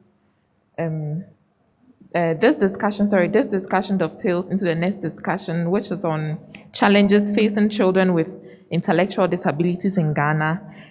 which would be presented by Jalel Odum who is the National Coordinator for Inclusion Ghana. So with a round of applause, please let's receive Mr. Jalel Odum.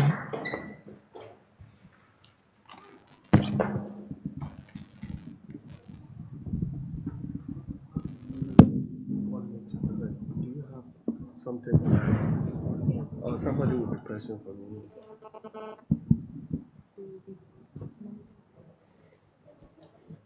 Good morning, everyone. I was checking if somebody was going to press the laptop for me. Okay, all right.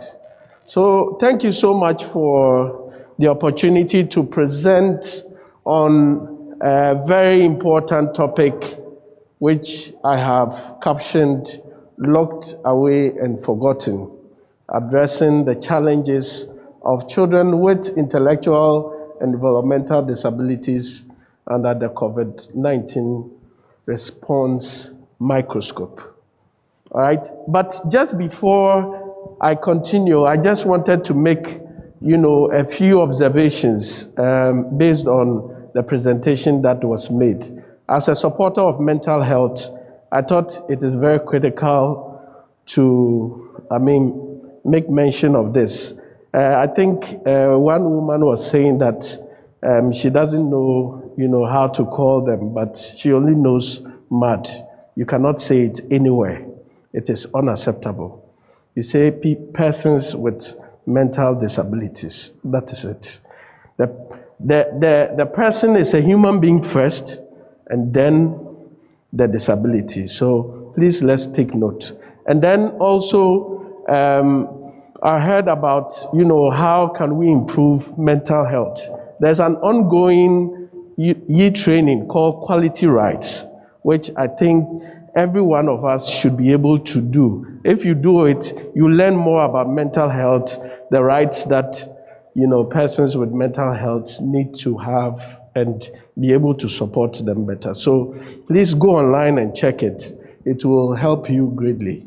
So can you, in presenting this, I was requested to present a little bit about statistics on people with disabilities generally.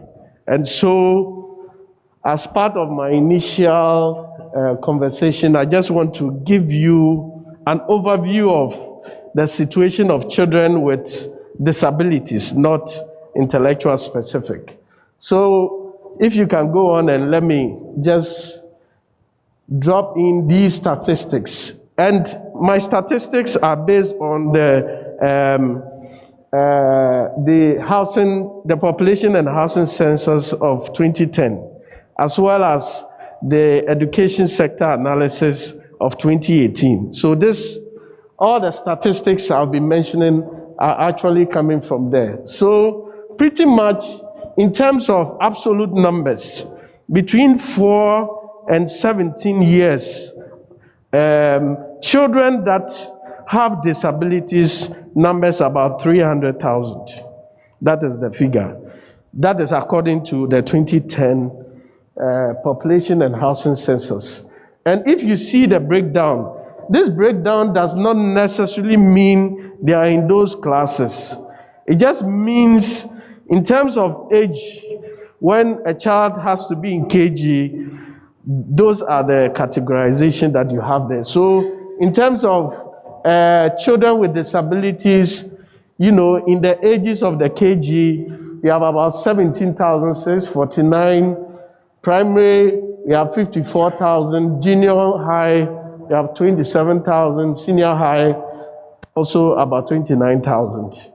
Now, if you look at these numbers, according to the housing population and housing census, the highest numbers are actually in the Ashanti region, the northern, Greater Accra, and Eastern. But of course, we have not done any research to understand why it is very high in those areas.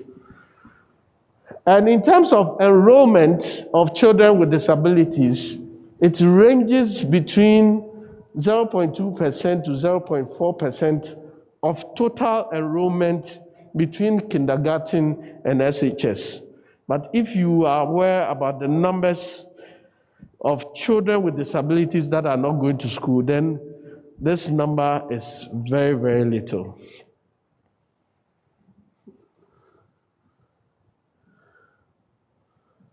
Then, the next slide, please. So, in terms of some of the things that came out from the education sector analysis, it is known that children with disabilities have lower attendance compared to children without disabilities at all levels of pre-tertiary education. And it is believed that the lowest attendance rates are at the senior high school and TVET levels. It is also clear that children with disabilities are not progressing through the education system. And this is a very worrying situation. And a large proportion are actually overage.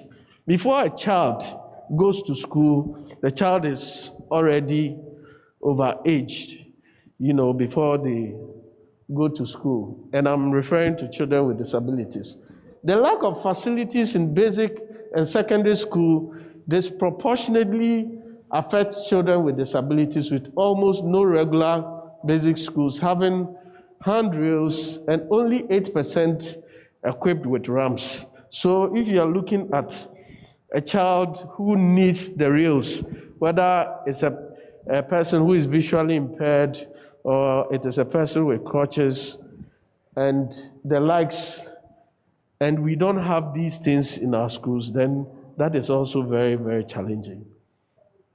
The proportion of trained teachers in special schools is higher in regular schools, and the pupil to teacher ratios are also lower in special schools compared to regular schools, ranging from 7:1 to 11:1. So generally, I'm just giving you statistics before I just zoom into the main conversation. So you can see that there's some consistent gap in the learning outcomes when it comes to reading, writing, mathematics between pupils who have disability and the non-disabled group. Now, what is happening is that if you take, for instance, the blind, the blind usually don't do mathematics. So that is obviously a very challenging situation. And if you look at, for both children with and without disabilities, you see that overage is a very common problem. This I've mentioned already.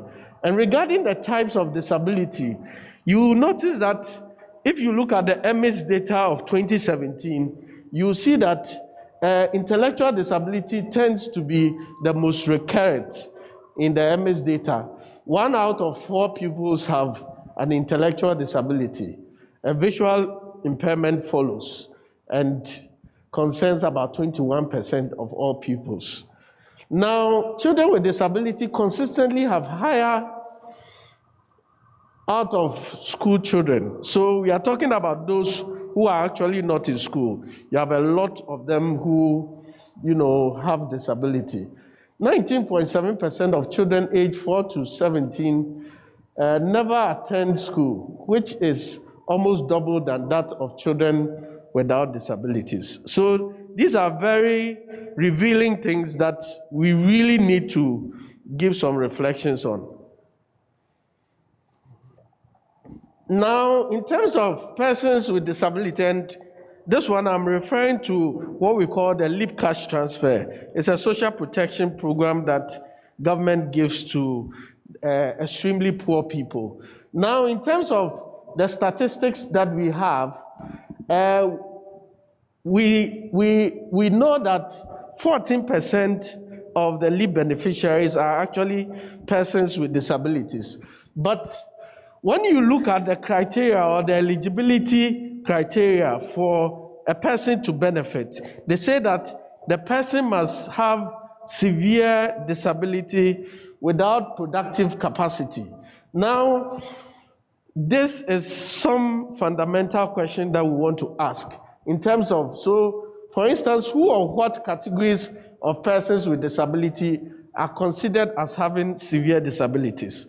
In this country, in terms of doing a lot of assessment, we don't do assessment showing the severity, of disability. So the question that we are asking is that, how is severe disabilities determined here?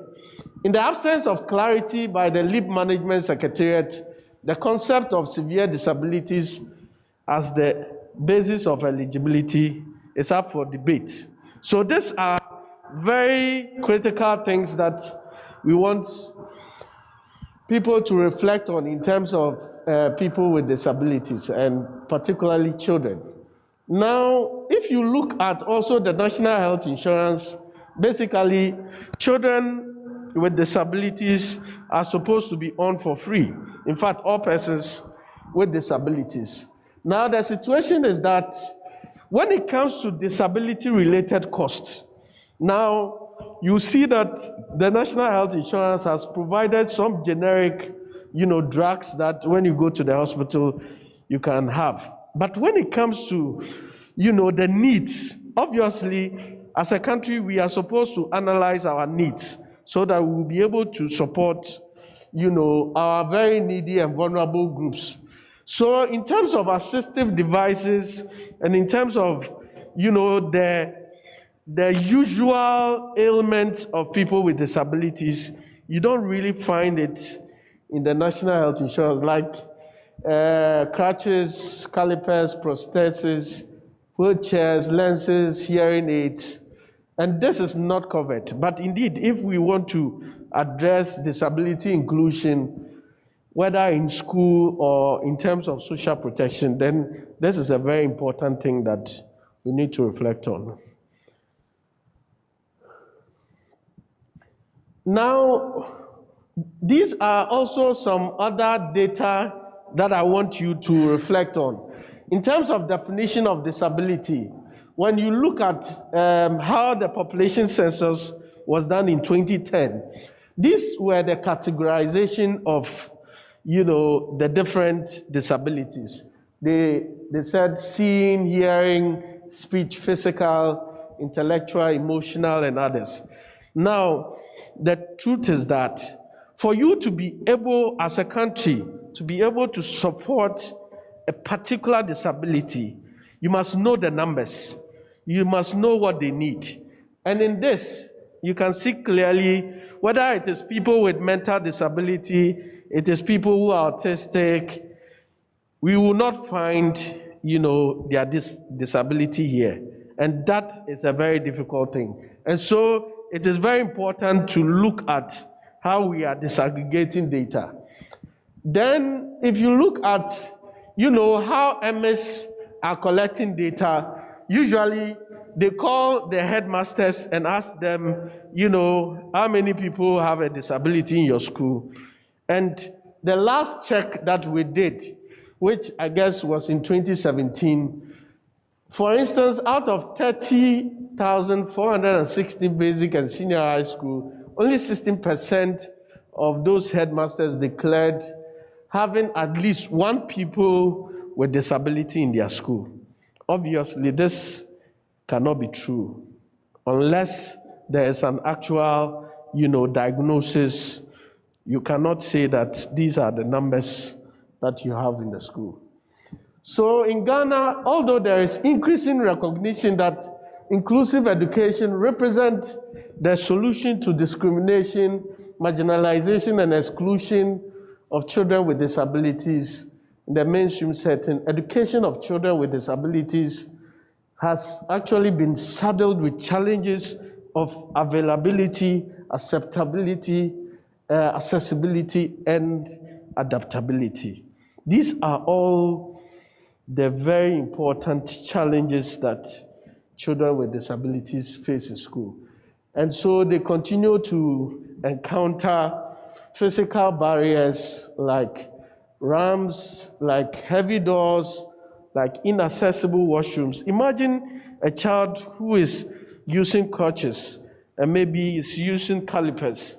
How do you expect such a child to be going to, squats, on those small toilets that they do? So we need to actually look at those kinds of designs.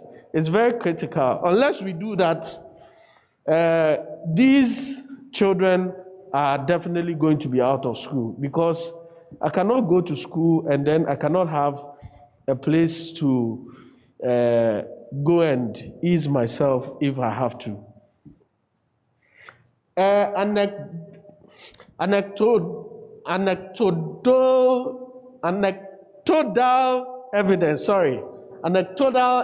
shows that many children with disabilities experiences physical, emotional, and sexual abuses in the communities that they live in. In fact, there are a lot of information that we are getting, which some of you may already know, that even Ghana Education Service is now developing what we call the Safe School policy. In fact, there has been a Safe School resource pack that many teachers are being taught, but now they want to develop it as a policy. And so there's so much evidence proving that some of these children are being, abused. So now, to the main story for which I am here. As you may already know, COVID has impacted, on the general population. But obviously, coming to talk to you here, since we are in the COVID season, I thought this would be the most relevant research that we could have a conversation on. So we did monitor the impact of COVID on children with intellectual and developmental disability, and I want to just share with you some of the highlights. So basically, when COVID was declared COVID by WHO on 11th March 2020, we got to know that there was several, lockdowns. Can you?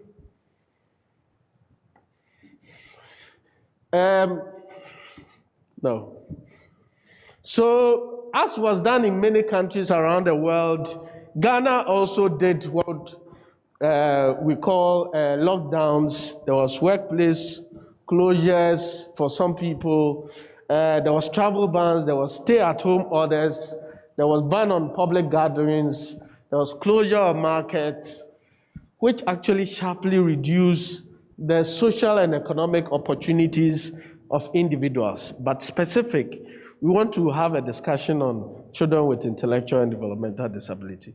Now, you see that I have underlined some things in red, and those are the critical things.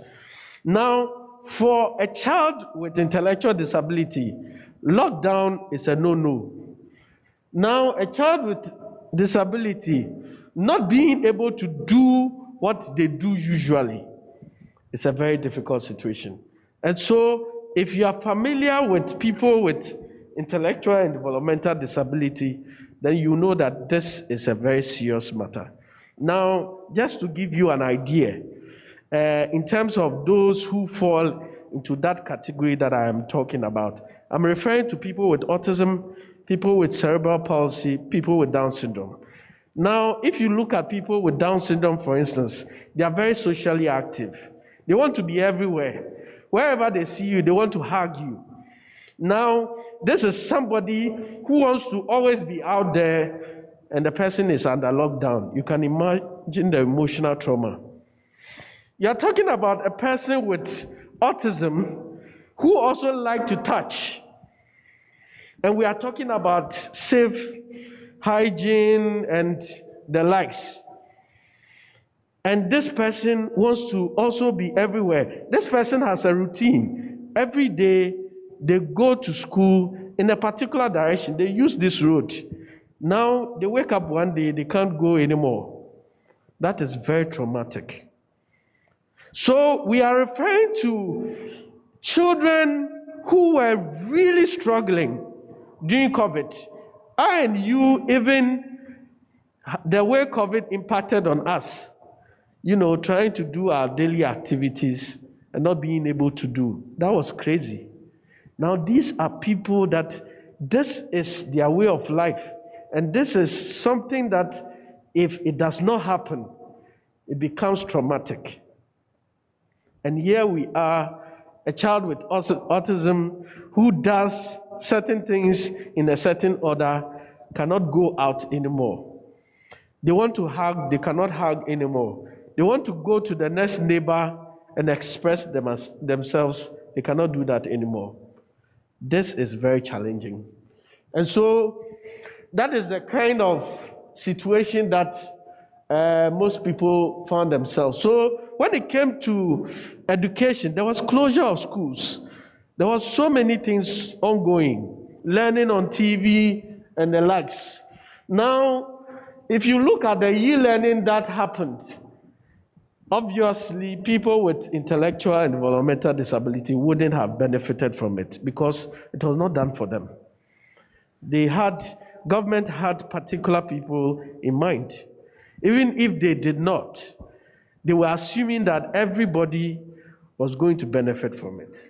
So that was very challenging. And it also meant that, for those people who cannot connect, on internet, that was also quite challenging. The very measures that were crucial to slowing the spread of the virus actually is what had dire effects on these children. So we are looking at a response that for persons with intellectual or children with intellectual and developmental disability, this was not good for them. But then there was a need to have a discourse around it. So basically our objective for monitoring was actually to get a perspective of the impact of this COVID on the children, and also to understand the coping mechanisms that they were using during the period to contain the situation. And also, please. And also to document lessons learned from the response and recommendation that should inform relevant improvement to strategies that are being used, and to look at future emergencies. Now, generally, this monitoring was purely, to do a qualitative, data collection. So it was purely that, and we identified some respondents. If you look at the disaggregation, in terms of the parents, there were 43 people involved. There were 26 females and 17 males. And then in terms of the children, there were 22 involved. And the 22 were looking at people who could actually get something out of them, because it's not all the kids that you could interact very well with. Then we did also some 4 separate focus group discussion, also to hear, the stories of some of these parents and the children. Go on. In terms of geographical location, we looked at 4 different, places: the Gan South Municipal, Gan East, Ofinso, and Obuasi. And generally, we looked at the Greater Accra and Ashanti regions because we thought these were the lockdown areas, and those were the places that we could get more information. So most of these things are actually paraphrased, the things that the parents said. So we heard things like the inequalities that too often live below the surface are bubbling up for all to see during this COVID period. The widely marginalization and exclusion of children with intellectual and developmental disabilities in COVID-19 emergency response need to be immediately addressed. Children with intellectual disabilities are among the most endangered by COVID-19. And by the way, if you are aware, people with Down syndrome especially they have very serious, ill health situations. They have heart diseases. Most of them may have heart diseases and things like that. So COVID is a very serious situation. And so for them, there was a greater physical risk. So you are referring to people who are always touchy. They want you to touch them. They want to hug you. They want to touch you. So it was a very serious matter. They want to go everywhere that they used to go. They don't even understand what you're saying. All right? So it's a very difficult situation.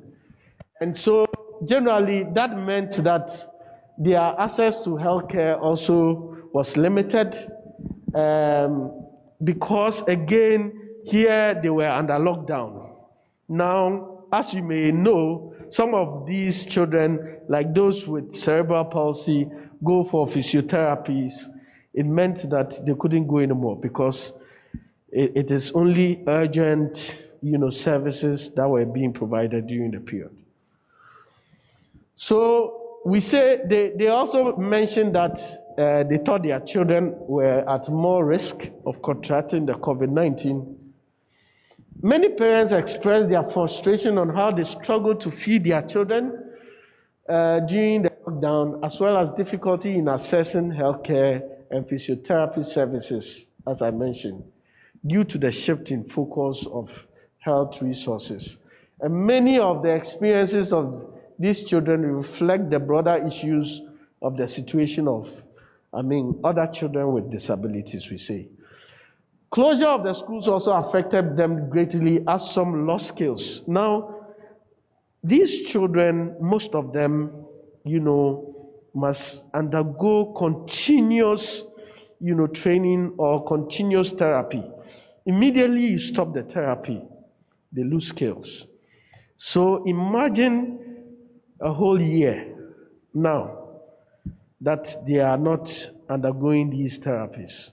That is quite problematic.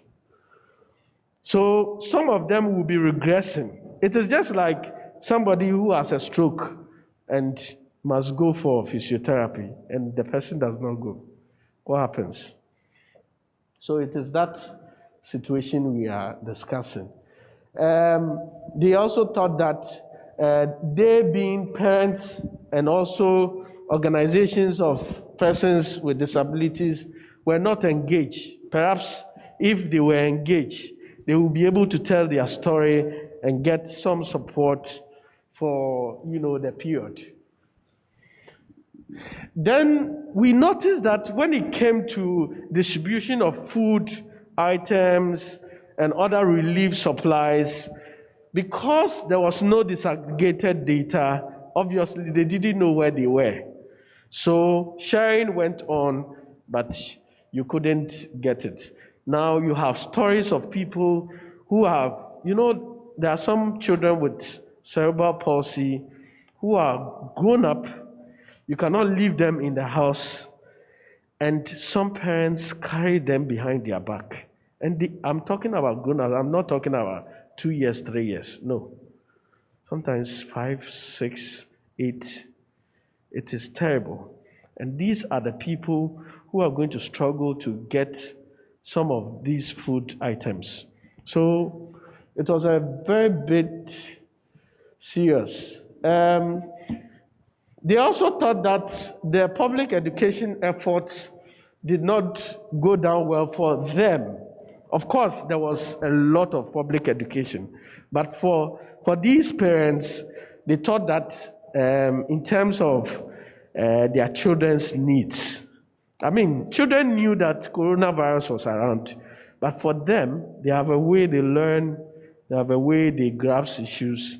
They didn't think that it was considered. And looking at the vulnerability situation of their children, obviously, their vulnerability also increased during the COVID period.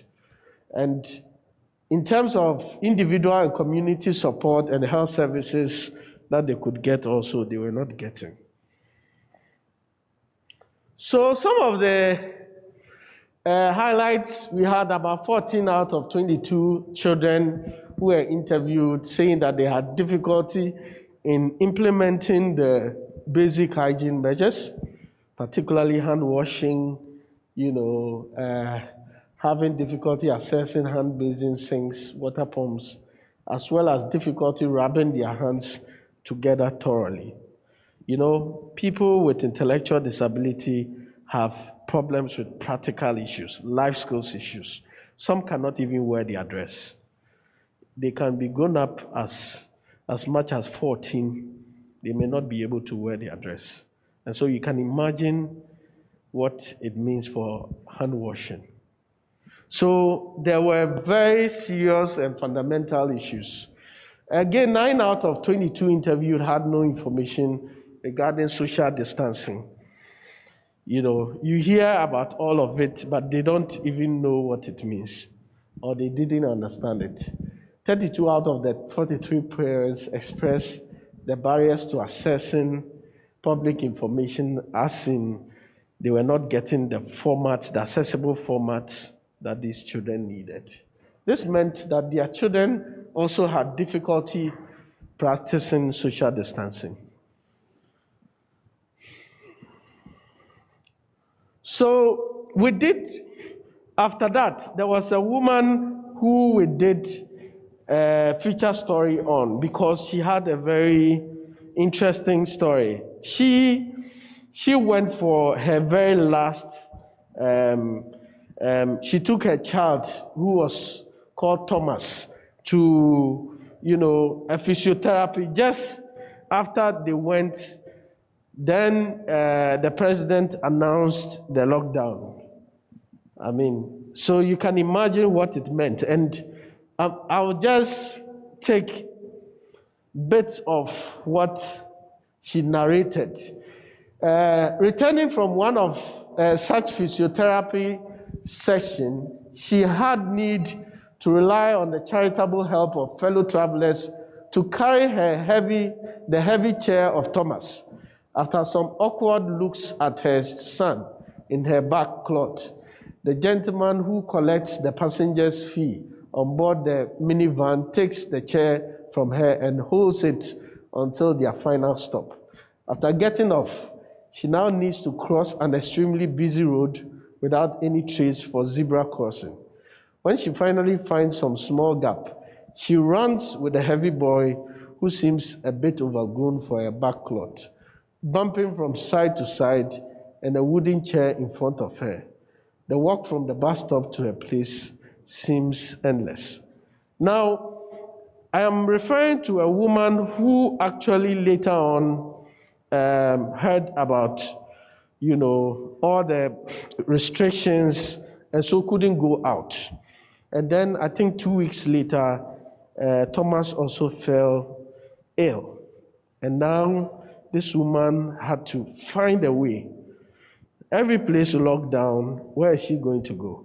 Now the son's insurance too has also expired. This is a woman who sells watermelon. Obviously, she cannot be selling the watermelon during the period also. And so, no income, nothing to depend on. Thomas is ill. She goes around trying to get, money from other neighbors. It wasn't working out. And so her final thing was to go to the man whose son is Thomas. And so she finally went upon, cry and cry.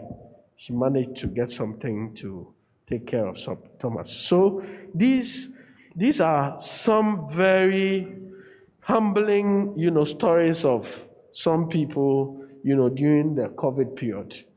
And so based on this, we have developed, some kind of emergency preparedness guidelines for, persons with intellectual disability. We think this is something that can be very useful to them.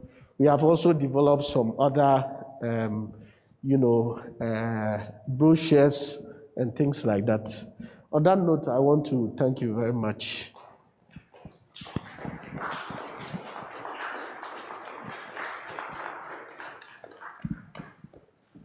Okay, thank you very much. Please put your hands together one more time for him. Yeah. So at this point, we'll take some questions and any contributions to the presentation so far before we move on. Any questions or contributions? Okay, all right.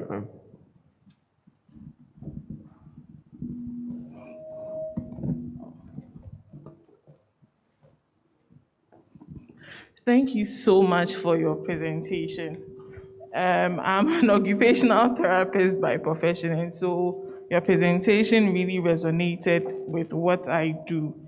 I also had, scenarios where we used to work with a child with autism, and we had achieved so much with the child. The child had improved attention.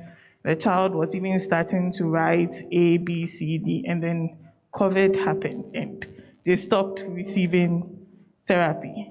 And after, I think now it's dying down a bit, although it's not gone. They came back and all the skills we had achieved was gone. Everything back to square one. So I really could resonate with it. Now I want to highlight a bit on the statistics that you put across. You mentioned something, was it the leap, where they had to tell if someone had a severe disability and another person didn't have a severe disability. I want to think of this. Here in Ghana, we do not have systems in place to help persons with disabilities, even if it's mild, from childhood to adulthood. I mean, we have people with cerebral palsy who have good cognitive functioning, can go through schools, but the environment in the school is not accessible. So we've disabled them just from the beginning. So how then do you say that one is severely disabled and another isn't severely disabled if you've not provided the systems that they need to, function effectively? Okay, and then the last point has to do with calling headmasters to ask if the pupils had a disability. I mean, I feel like for someone to tell that someone has a disability, you need to do a thorough assessment. And that should be done by a professional, maybe an occupational therapist, a physiotherapist, a clinical psychologist, before you can be able to tell that this person has some level of dysfunction. And yes, so I think that's just what I wanted to contribute. Thank you so much. Thank you very much, Anne. Any other contributions, question? Okay, Tony. All right. Okay, my contribution has to do with, it's like, in Ghana, we know what the problem is. We organize workshops. We sometimes make songs. We write stories. The only thing we don't do is to find solution. We know, for instance, the whole sector of mental health is under-resourced. We sang this same song, I think, since I did O-level. And we are still singing the same song. We are a country who we fear to go to the street to put pressure on the political system to act. It's more convenient to gather in a place like this and talk. So my question is, after all the talk, what are we going to do next? Is it going to be again, and the reason I'm saying this is, I remember a few years ago, Asylum, I've said Asylum down, the Accra psychiatry, the nurses were going on strike, and nobody, we all, civil society, nobody came to support them, to say, look, they are under-resourced. I remember asking an organization, what are you guys going to do about this? We contacted the Association for Mental Health, they said, it's like we don't want to rock the boat, so we are using negotiation. And up to now, they are still using negotiation. And resources are not coming. So for me, it really disturbs me that not until we mobilize society, we mobilize citizens to say, look, this cannot continue. We'll just come and say the same thing. So that for me is what really I want us to see. How do we move beyond the talk? Thank you.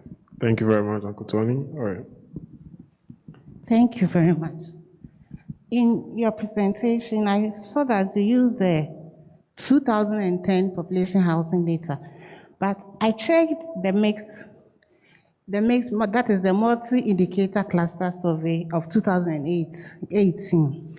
And I think that one is a more recent data on children with disability because it has age ranges from 2 to 5, 2 to 17, and 2 to 15, and 2 to 17. So maybe you can check that data. Then I think that data also has children who play, I don't know, they have a problem with playing as the highest percentage of children with disability. So maybe you can check on that.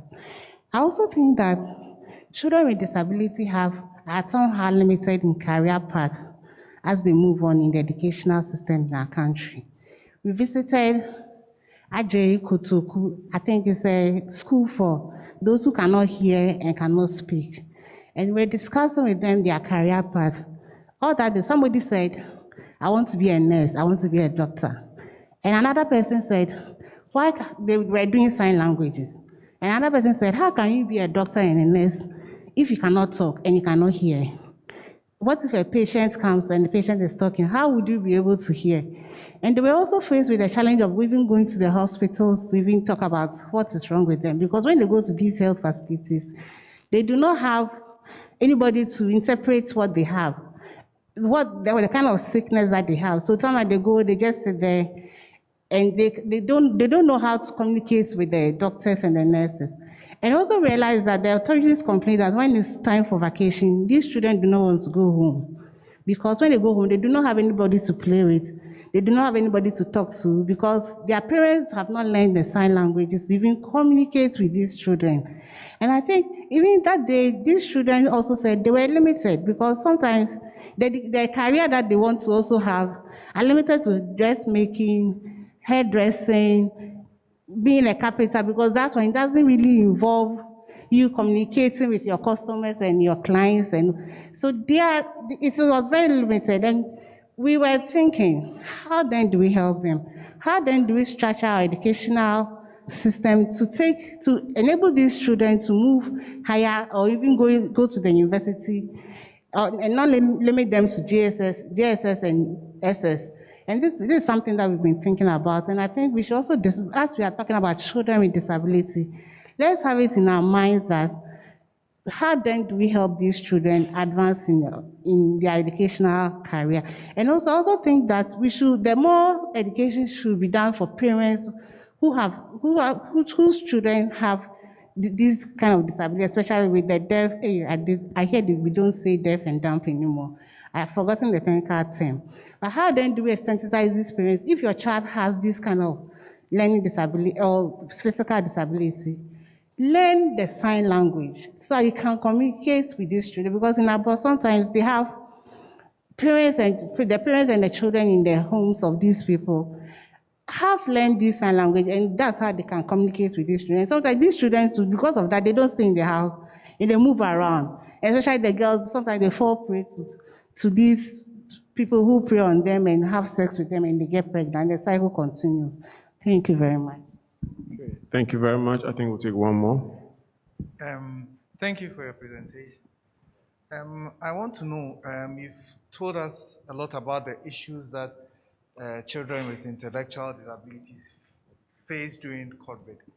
There's a possibility we might go into a second lockdown because in some countries they are going to lockdown. I want to know what are some practical things that we can do if we go into a second lockdown. I mean, your presentation showed us the problems, but what do we do if it happens again? Thank you. Okay, thank you. Any other questions or contributions? Otherwise, I think we'll let Jalil respond to these, and then we can bring the presentation to a close. Thank you. Okay, so we're talking about the severity of disability. I think what we need to do as a country is to do a disability census.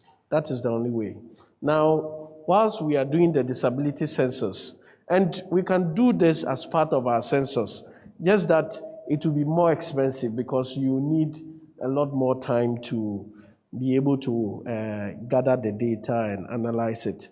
But importantly, this is the census that will help us also identify the needs of these children or those with the different disabilities. That way, we'll be able to provide for them what they need. And as a country, we need it to be able to support them. I think that is the starting point. And of course, we need to put in place a standard of trying to assess. Of course, thankfully, the Ghana Health Services, together with the Special Education Division, have been doing some My First Day at School screening, basically to identify children with disabilities. I think it's a good start, but we need to do more so that we'll be able to identify them quicker and then be able to resolve, Yes, much more talk, but less solution. I think that for me, as a practitioner, I believe in trying to take the conversation further. So what do we do from here? If we have a resolution and have tabled the different things that we need to do, then we are going to do more or less like a stakeholder mapping to identify who do we need to contact for what. I think we need to do that in order to be able to support this particular agenda, because we can't continue doing this over and over again and less solution. In terms of the mix, I've taken note of it, and this was just for us to reflect, on the kind of numbers that we are dealing with. So obviously, we were hoping that 2020 census will come, and that could even give us, a better opportunity. And by the way, 2020 census, based on advocacy, it is possible that now they are going to do a better job when it comes to disability disaggregation. I think that the Ghana Statistical Services are also learning, some new things, and so they are going to improve upon what was done. In terms of support for parents, I think it's quite critical. Parents need to learn from their children. I've heard that a lot of the PTAs are not working well. It is also because of the disinterest that the parents have in these children. And so we need to actually do a lot of campaign. Now, the whole idea of inclusive education is this, that if the child who is next to the child without disability, next to the child with disability, can accept each other and can be able to influence their parents to accept same, then we are beginning a conversation. All right? The whole thing starts with acceptance.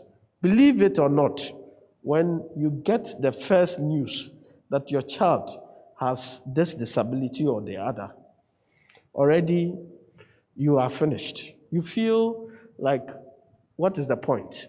And so I think that there's a lot of work that we need to do when it comes to making sure that parents get into acceptance. And with acceptance, PTA will work, and then people will be able to support their children. And importantly, some will learn the sign language to support their children. Then in terms of children with intellectual disability getting into another lockdown, yes, we have had some conversations with parents. We have documented some lessons from them, how some people are coping. We have done something we are calling the coping mechanism.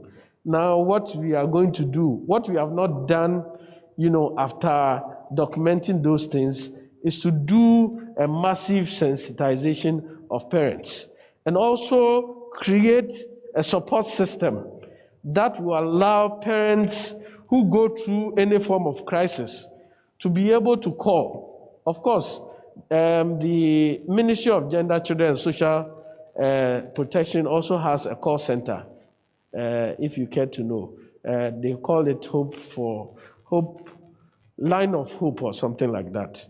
That is also supporting.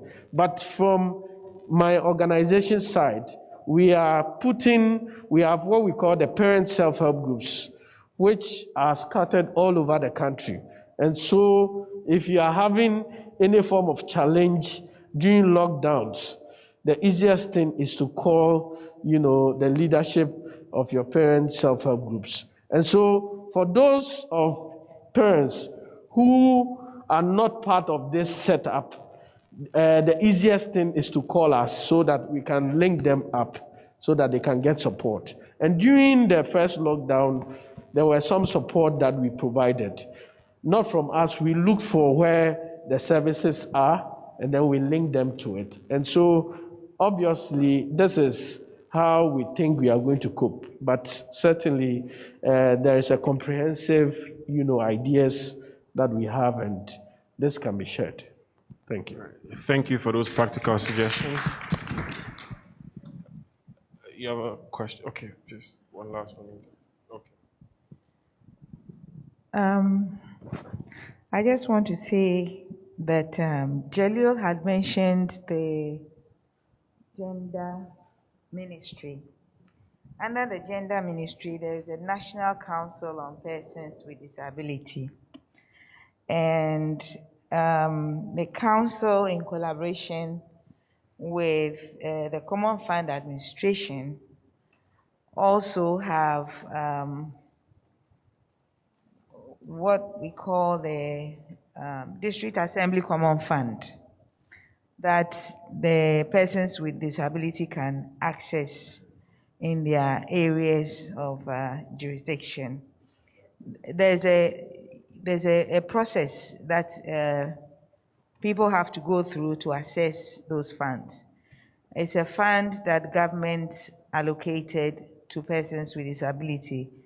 It started with 2% of the common fund, now it's 3% of the common fund. So parents have to go to their various district assemblies and apply for the funding. The fund is supposed to go towards their education, maybe hearing aid, crutches, wheelchairs, food, everything that they need. That fund is supposed to go towards that. So I would encourage each and every one of us, if you have somebody with disability and the person is in need of help, you can direct the person to their various district assemblies to access those funds. And then the council also is in the process of coming together with parents to form what we call the peer support group. And this is going to happen in the various neighborhoods where the parents are mothers and fathers, because a lot of times the burden falls on the mothers because they are always home with their children. But we need the men to also come on board to help so that it will be, a holistic approach towards making lives for persons with disability a good one. Again, I have a story to tell. I was at Kolebu at the children's block. A man and a woman, parents, they brought their child with cerebral palsy. I was sitting in the doctor's office. We spoke to the man, encouraged him, everything, the parents, and then they went out, supposedly to go home. The man asked to come back. And he came back into the doctor's office and said he wanted to ask a question. Do you know a place where we can take this child and just finish the child so that we can move on? And that was a question he had. You know, it was very, very difficult for those of us in that room. But at the end of the day, you know, we were able to talk to him, convince him. Actually, I went out and started playing with the child. And the light that came, you know, with a smile, the man said, "Hey, into Otimisri." I said, yes, if you play with your child, if you get involved with your child, the child will manifest whatever God has in the child, you know. So we can all, you know, help with the parent support group. And about the deaf, somebody was asking about sign language interpreters. There are sign language interpreters in the system. And so if you need to find a sign language interpreter, in fact, those two gentlemen in front, they have an association of sign language interpreters. If we speak to them, they can also help. All the disability groups have associations, and it's for you to find out where the associations are. They are scattered all over the place, so that when you get in touch with them, or a parent get in touch with them, they can help the parents to, one, access the common fund and access education and everything else that the child may need. Thank you. Thank you very much for those very useful contributions. I just want to take a comment from the YouTube page. Nana Ikuya also says that we ought to be cautious about the severe and mild labels. What might seem to be mild to the professional or others is often not so on the ground or from the family's perspective at all. Okay, so we've come to the end of the second item on the agenda. And before we move on to the final item, which is the panel discussion on access to juvenile justice for children with disabilities, we want to have a very quick energizer. And I'd like to call on Uncle Tony to lead that for us. Kindly put your hands together for him.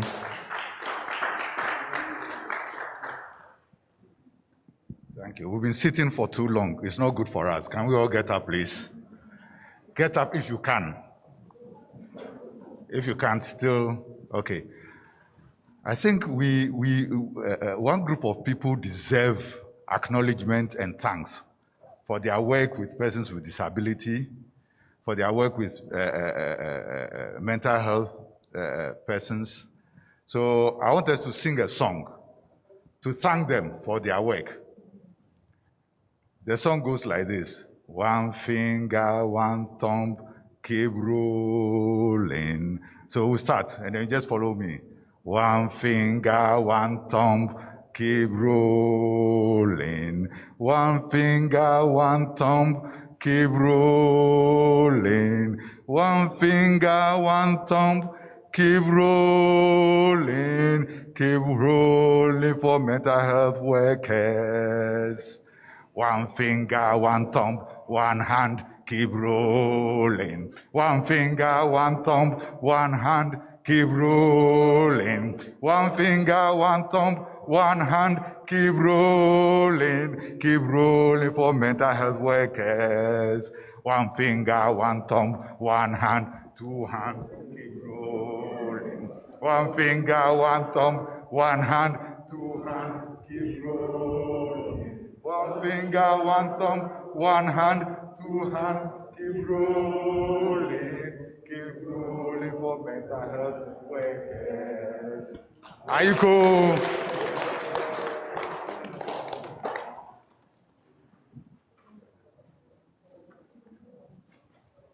Okay. Thank you very much, Uncle Tony, for that. At this point, I'd like to hand over to Chris Dazi, who will introduce the panel and then take over from there. Kindly put your hands together for her.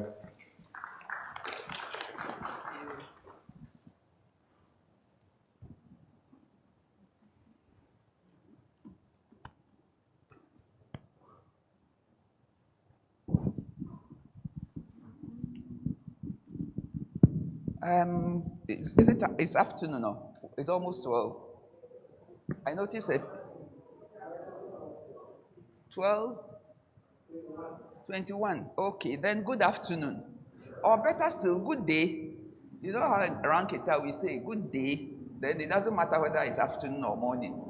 But whatever the case, it's been a good morning. And I was going to suggest that for inclusivity, one of the things we should do for Energizer is a very simple song.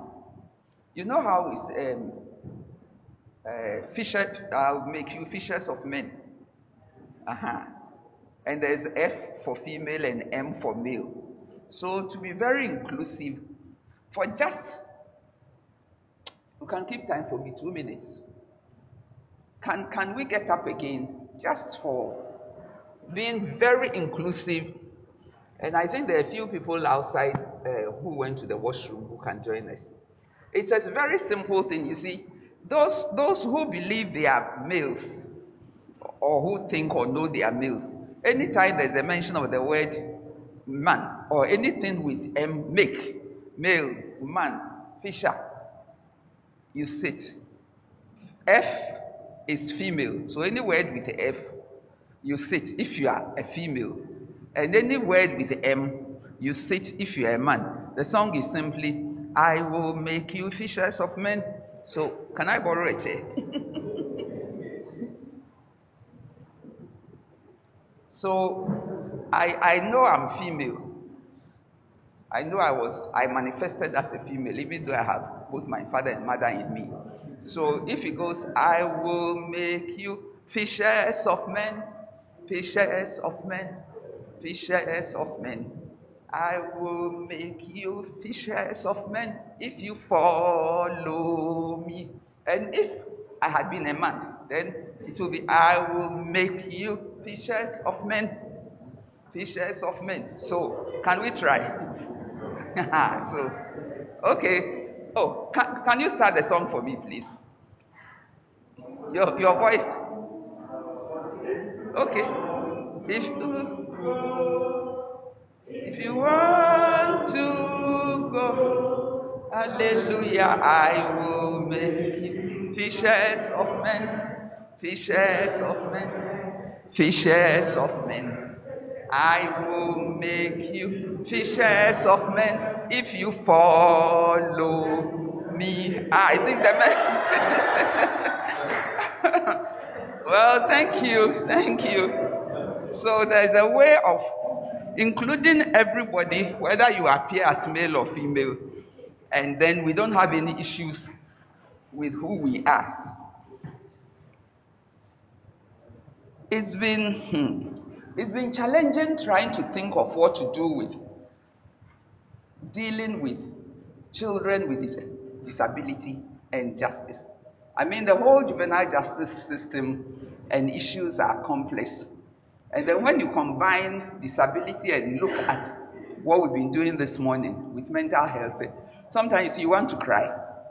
But then we can see progress. A lot of progress has happened since we've been doing this kind of thing. Sometimes it's as if, here we come again.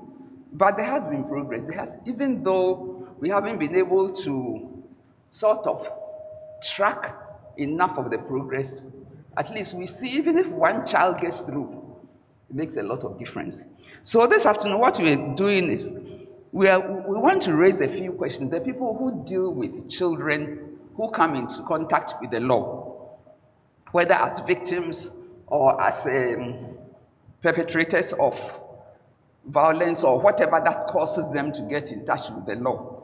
And we are privileged to have, where is my list? Mrs. Frederica Owami. Did I pronounce this right? Thank you. Can you come up, please? She's the head Justice Administration, Department of Social Welfare. Madam, welcome. I hope I pronounced your name right, yes. And then we have, let me make sure I get the rank right. CSP Victoria Adzewoda. come up from the correctional institution, and you should hear some of the stories of the wonders they've managed to do in spite of limited funds and limited facilities. Madam, welcome. Thank you. And thanks for sitting through since morning with us. Then we have ASP Hackman, the legal officer, Ghana Prisons Service. Welcome.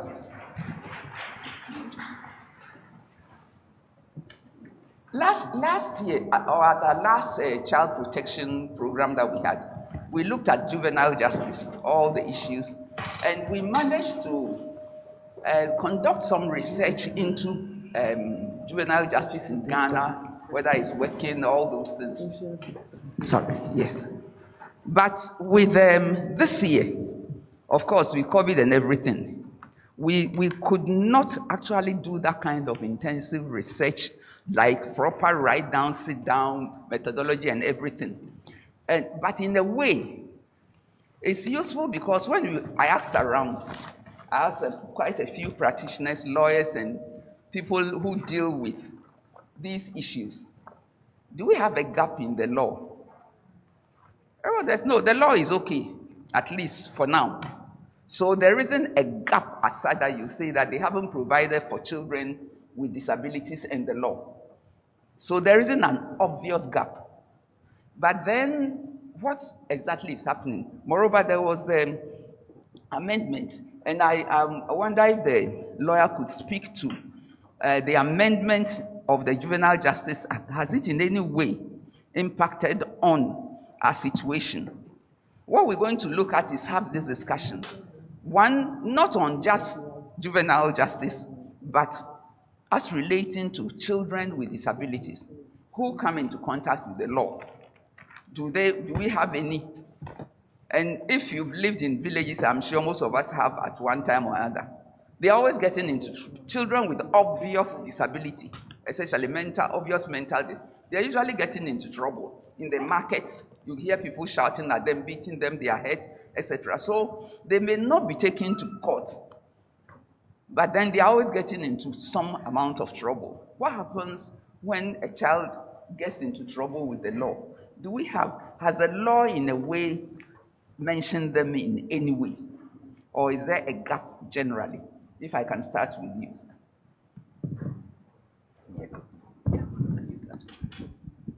Good afternoon once again. First of all, I may like to define who a juvenile is. Now, when we say juvenile, we're simply referring to a child who is in conflict with the law. Perhaps that child might have committed one crime or the other. So when such a child gets into conflict with the law, we refer to such a child as juvenile. We have a lot of enactments that deal with the juvenile. Prominent among them is the Juvenile Justice Act. With various amendments. There has been 2 amendments to the Juvenile Justice Act, and as time goes on, maybe I will bring it up for discussion. Now, our supreme law, which is the Constitution of Ghana by Article 29, states that in any proceedings, judicial proceedings involving a person with disability, the mental and physical well-being of that particular person shall be taken into consideration. Now, shall be taken into consideration means that the judge or whoever is making the decision which will affect that particular judge should make such a decision that will impact positively on that particular individual. So, the question that arises is, what are some of the decisions that should impact positively? So if you know that the decision will worsen the plight of the person, being the mental well-being of the person or the physical well-being of the person, then it should desist from such decision or make a decision that will rather improve the living condition of that person. I think. So can we go on from there? If you can comment on the law, has it really been any impact on handling children who have come into trouble or contact with the law? Okay. Thank you, and good morning or good day to everyone here. With regards to the Juvenile Justice Act, apart from the welfare principle, which states that the best interest of a juvenile shall be paramount in any matter concerned with the juvenile, and the primary consideration by a juvenile court, institution, or other body in any matter concerned with a juvenile. If you go through apart from this welfare principle, you go through everything in the Juvenile Justice Act, it has really not touched on anything concerning children with disabilities. There is nothing in it. There is nothing in it. And you also mentioned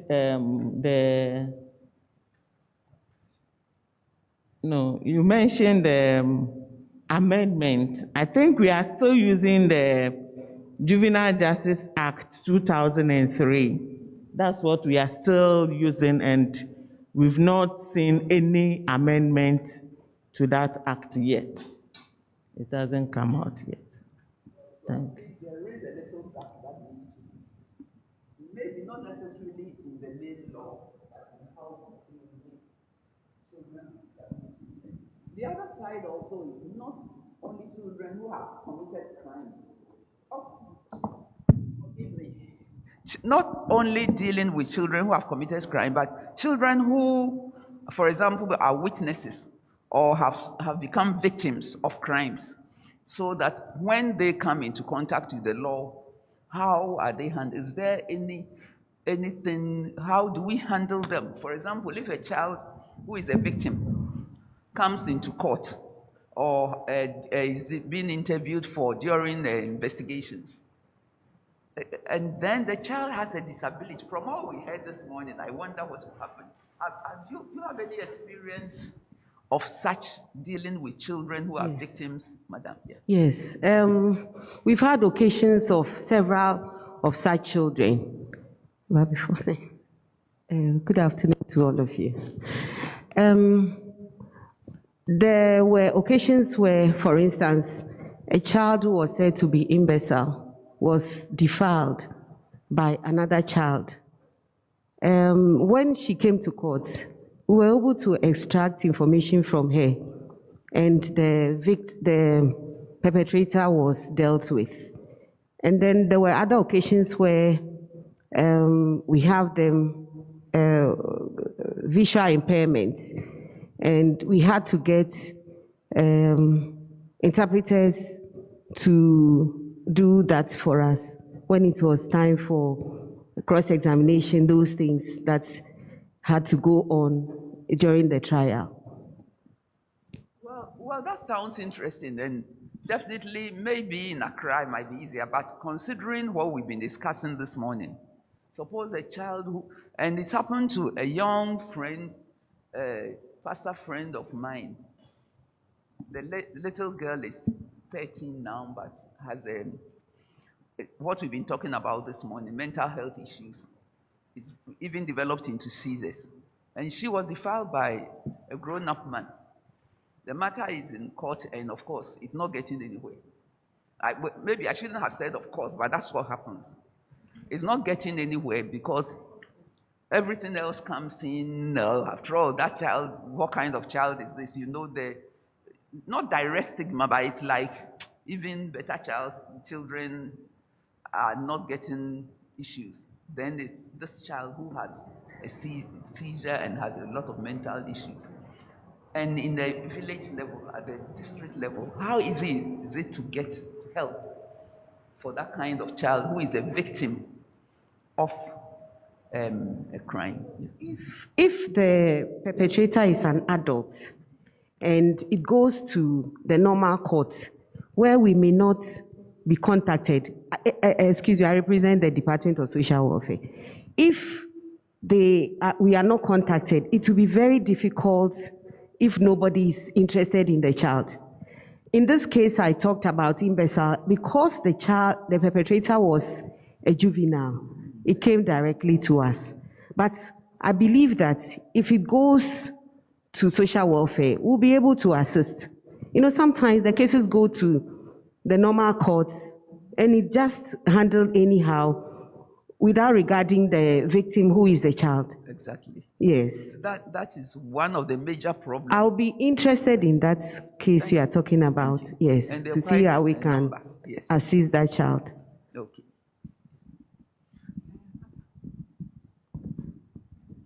Okay, we must state that the trial of a juvenile is completely different from the trial of an adult.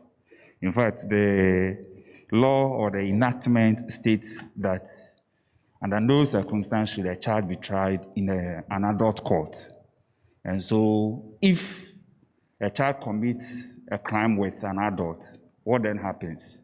In a situation where they are even tried together, when it comes to the punishment, the law says that that particular court should remit the punishment to the juvenile court for the punishment to be meted out to the child. And so with this, it has provided a rigorous processes that a child should go through during the trial. And in fact, when you see how it is done, at times you may not even notice that that is a trial court trying a juvenile who has come into contact with the law.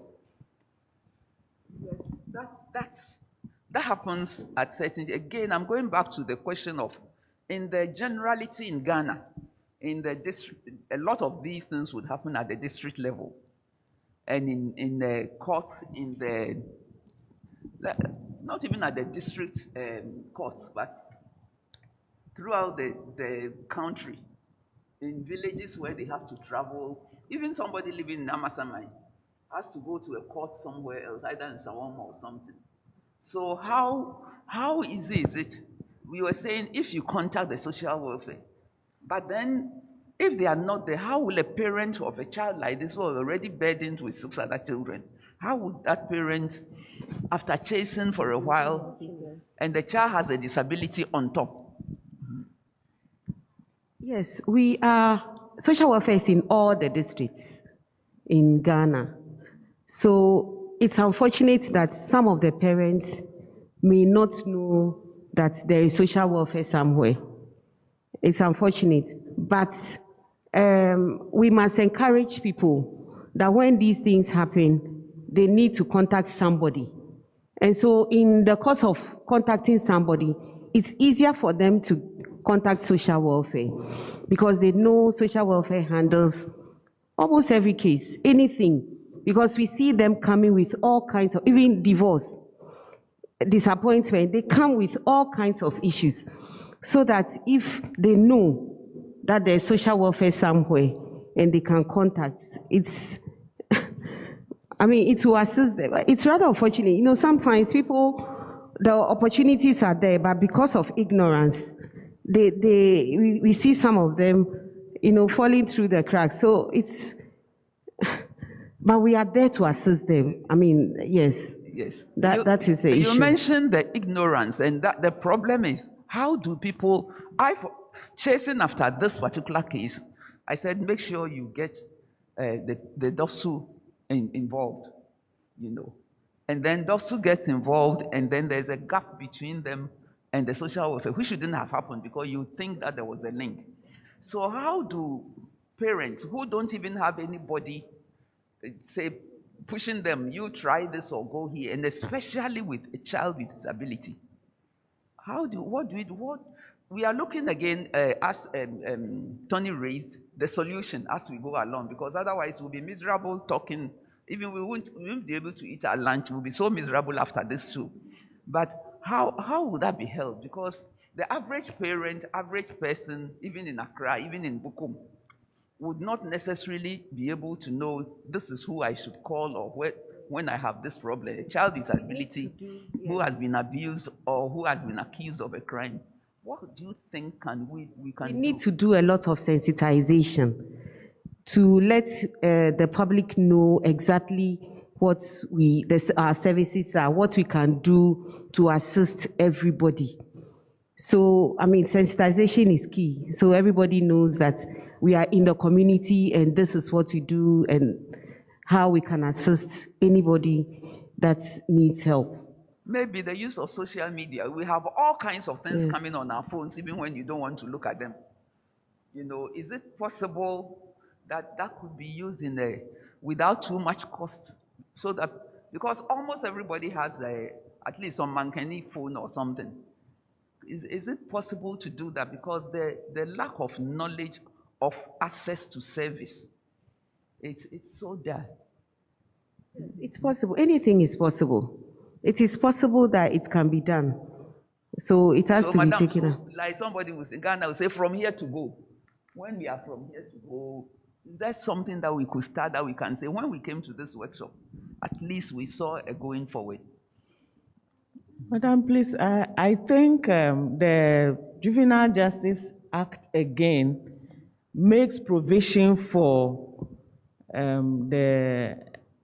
any case that is sent to the juvenile court with regards to a juvenile. Such a case should be referred to a probation officer. Probation officers are attached to almost all the magistrate courts and the juvenile courts.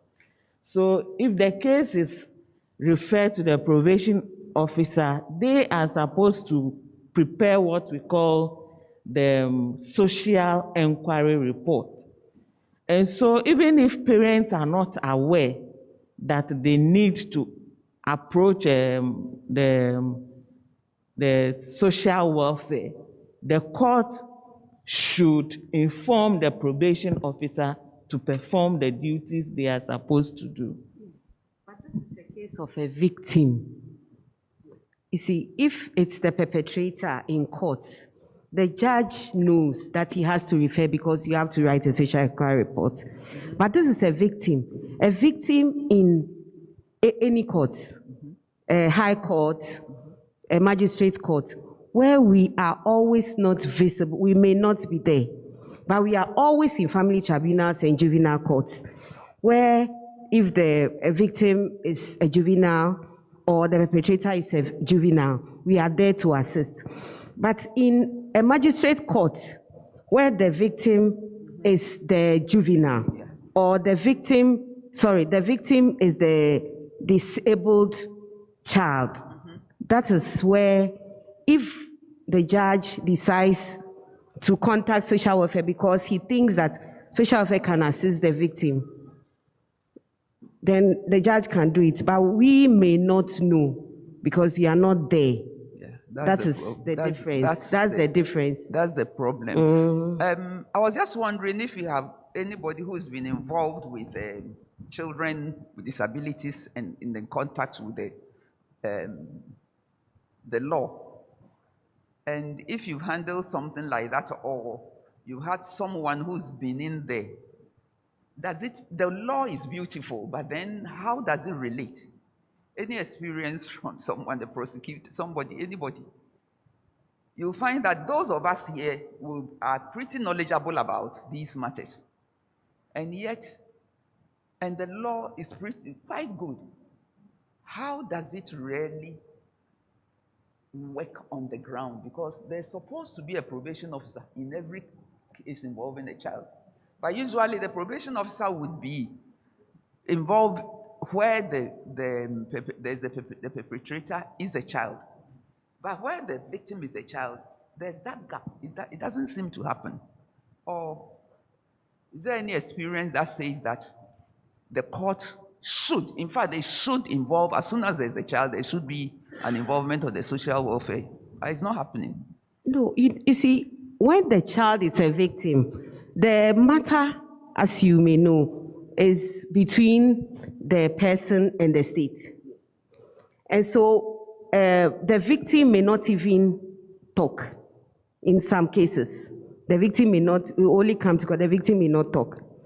But where the issue is going against the victim, when it is clear that this issue should rather go in favor of the victim, and it's going against the favor of the because of the child's disability, this is the issue where assistance should be given to that, probably a lawyer or somebody to stand in for that. But if it's a criminal case, will a lawyer speak for the victim?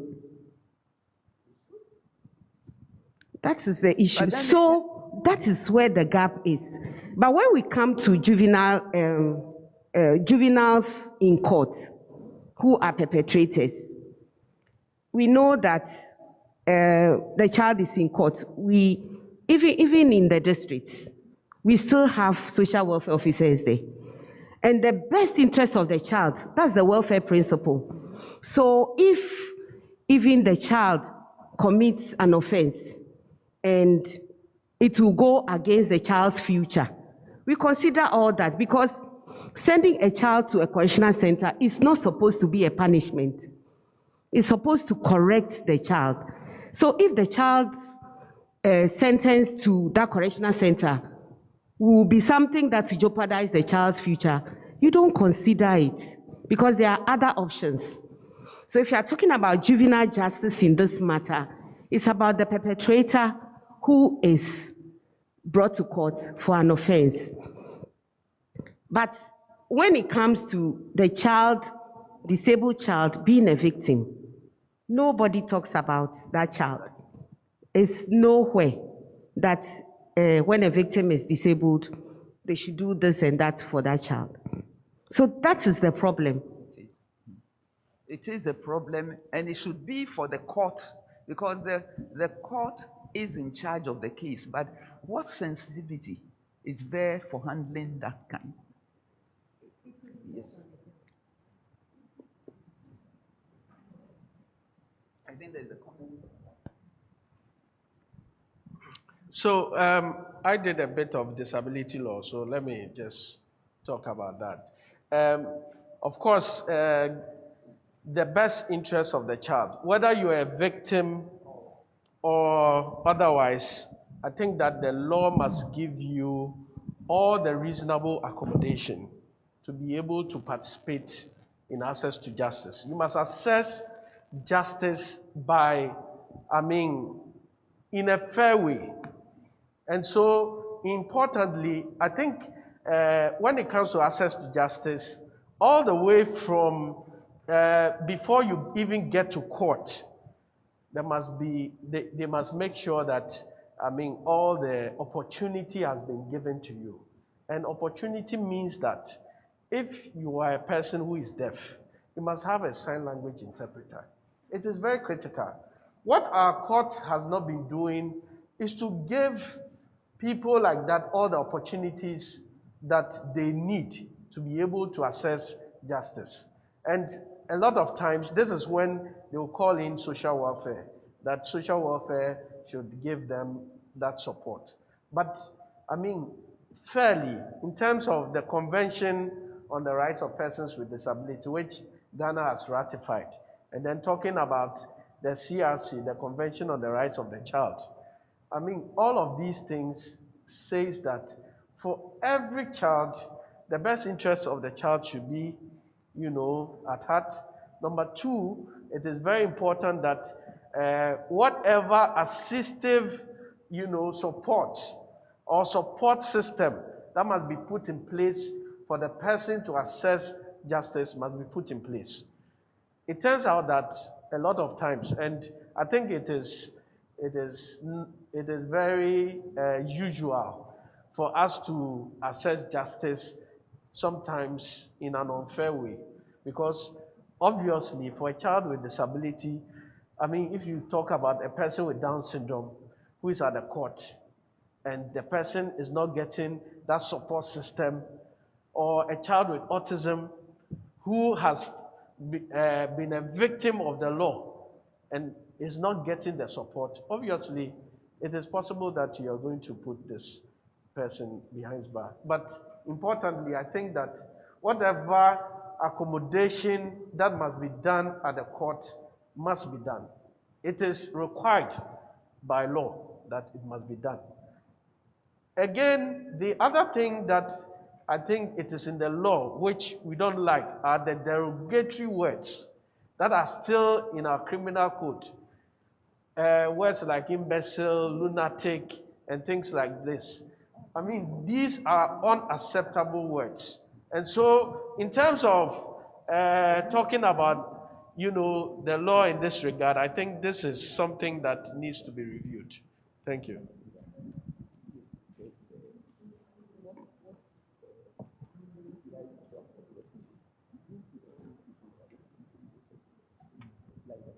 Hello. My name is Abina Bedu. I'm from the Department of Children.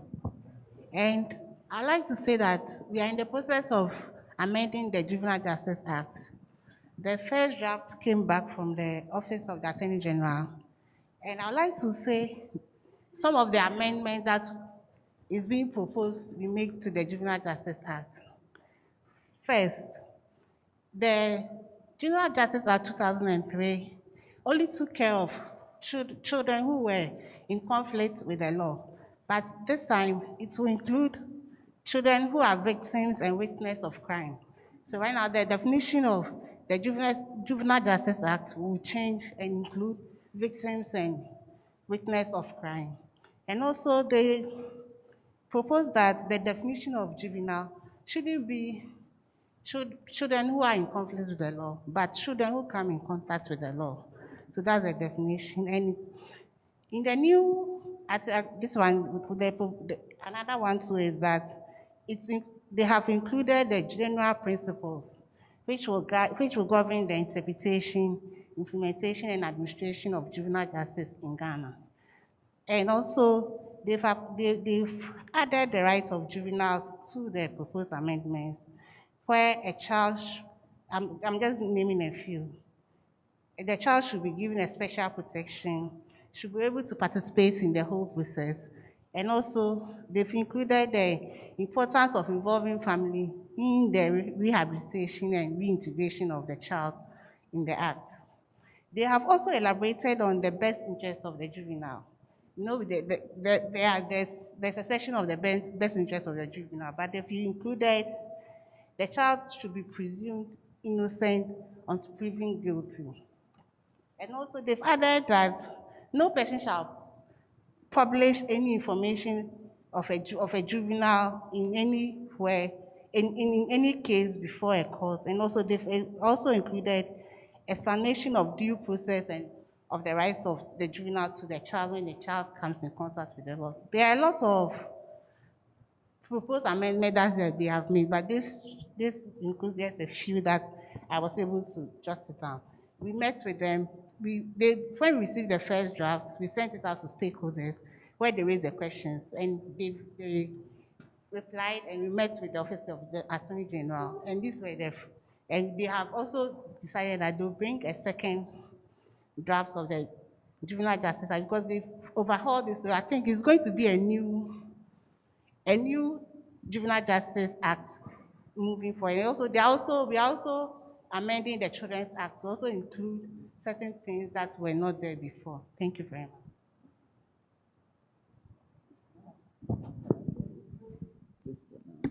Yes. I appreciate that because these are some of the issues that were raised at our last workshop after the research showing the gaps and with the other ladder and all that. But then the question is, even the law as is broad enough. If from the Constitution, from the UN CRC and all that, it covers all the basics. And these are the details that we thought would help implement, because judges and courts, they implement what is before them, not the generality. So the amendments will help. But on the ground, when it comes to investigation of cases, when you are the investigator and you have a child with disability, first of all a child, then with disability, whether in contact or however you say, whether as a victim or not, What's the reality? What facilities do we have that will help a prosecutor? That will help a prosecutor in those circumstances on the ground, in spite of the law having made all the provisions. Yes, somebody was going to. Thank you very much. I want to talk about the Disability Act 715 that was passed in 2006.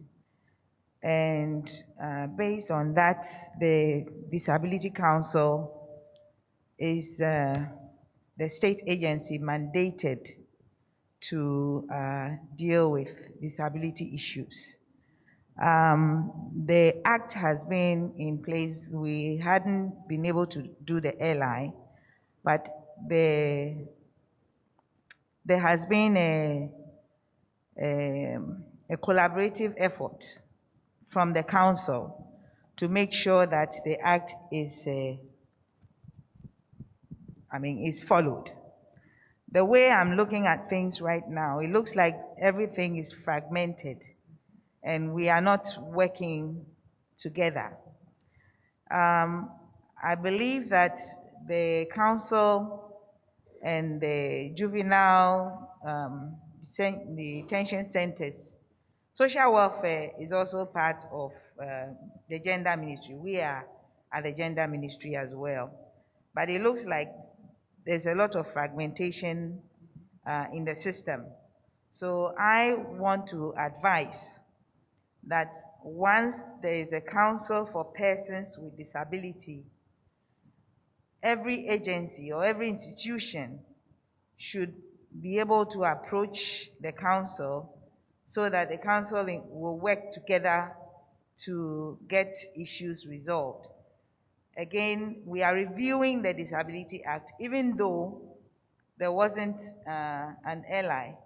We realized that there were a lot of gaps within the act, which was making implementation a bit difficult. Now we have done that. We are working on the ally. And so in collaboration with other institutions, once the ally comes out and the Disability Act fully comes out, I'm sure a lot of these issues that we are talking about would be dealt with accordingly. So that's what I wanted. Thank you for that. I think what you said also reinforces the fact that our laws are generally okay, and we keep working at them and improving them. But on the ground, for example, like from the council, you are saying that there's fragmentation. That's very obvious. But on the other hand, could it also be a proactiveness for the council also, because you see from the inside, also to reach out and make it a point to get the other. I know there's on the face of it on paper, there's all that.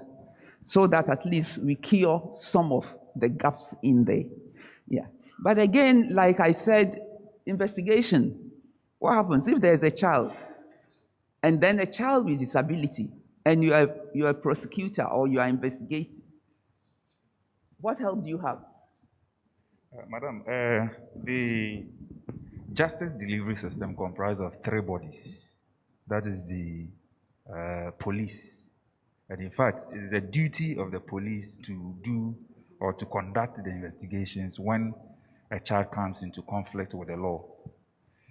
Then the judicial system includes the judges, the social welfare protection, and they take the decision as to whether to convict the child or not to convict the child. Then it comes to the prison service, where we receive them. Now, the police, the child, whether the victim or the perpetrator of the crime, lives in a community with us. And oftentimes in our villages, when a crime is committed against a child, whether with a disability or not, people go and beg. People go and try to settle it amicably. And we sit down and watch. if we don't report, I believe everyone knows that when a crime is committed, the first person to contact is the police. You report to the police. So if we sit down and we don't report these matters to the police, for the police to conduct or deal with the issue, or bring it to the knowledge of the state, then we can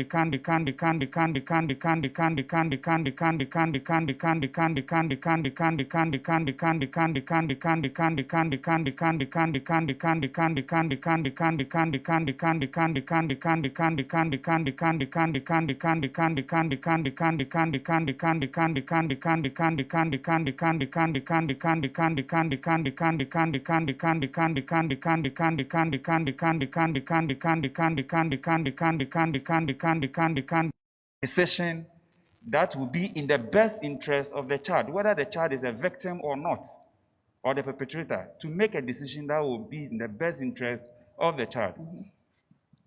Now, I witnessed a situation where a father defiles a disabled daughter, and the matter gets to court.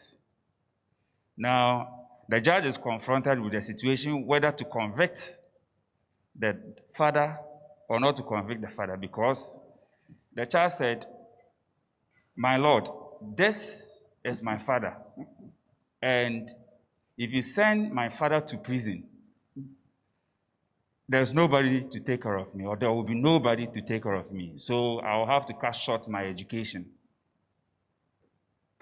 If you were the judge, what would you do? Would you still go ahead to convict the child? Meanwhile, defilement is a serious crime. So the judge says no. Though, yes, I understand that your education is at stake, or your welfare will be at stake. Still, your father needs to go to prison to serve as a deterrent to others.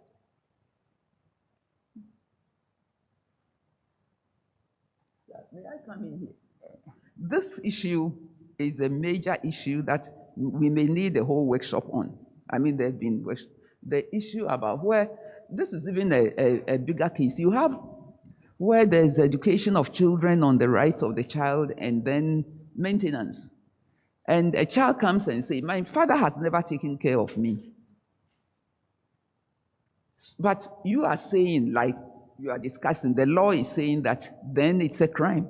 Yes. Yes, and the father should be punished, even including incarceration at a certain stage. Yes. Negligence and all that, and then, of course, a criminal case like that. Then the child, and I've heard them, says, "But then if my father is put in prison, who will take care of me?"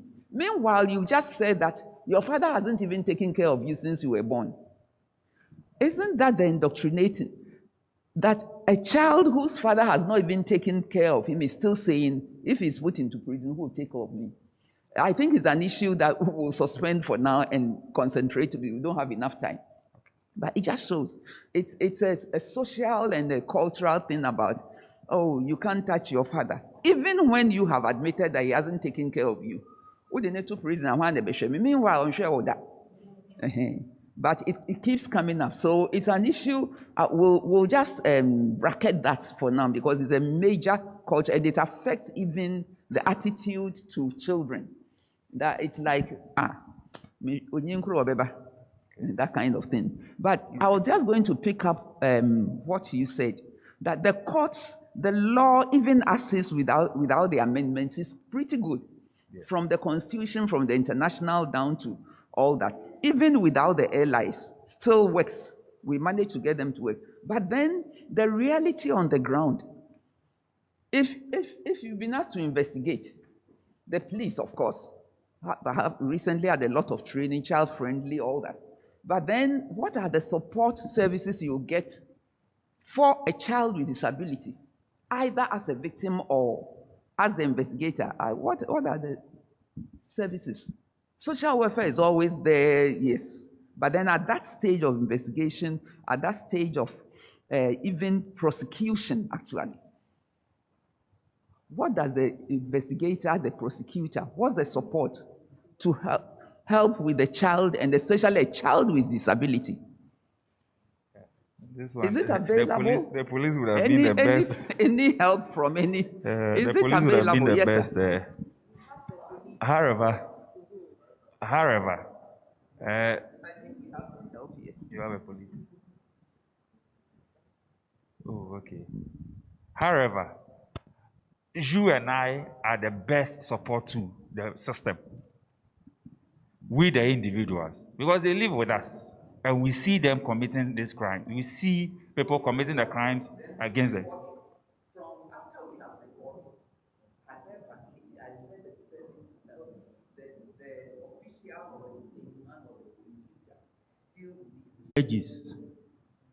Has the onus to prove. This is a disabled child who cannot appreciate what has happened to him or her. How does the criminal investigator take the evidence of this mentally disabled child? It's indeed a challenge, because the evidence that is adduced during investigations is what is presented to the prosecutor at the court to prosecute. So if the investigator is unable to have the skill to extract this evidence from this disabled child, how does the prosecutor go on doing a successful prosecution of this case so that the offender can be punished? For instance, in the case of rape, yes, the offense has been committed. There was nobody there. We have all the evidence. And the victim must be in court, or if not personally in court, must be heard and be cross-examined based on the evidence that we have. How do we put the disabled child who is mentally deranged to this test? If it's being cross-examined, how do we test the credibility of her evidence? Because you are alleging, so obviously your evidence will be subjected to cross-examination. How is that person going to be cross-examined? These are challenges. And I think our police investigators may have to be trained on some of these things as to where to solicit help when the need arises. Maybe in Accra, those in Accra may have the privilege of having access to some of these institutions. But what about those in the far villages? How do they handle these situations? I think we have a lot to do so that we will be able to successfully prosecute, or in other words, investigate and have successful prosecution of cases involving children with disability. Thank you very much.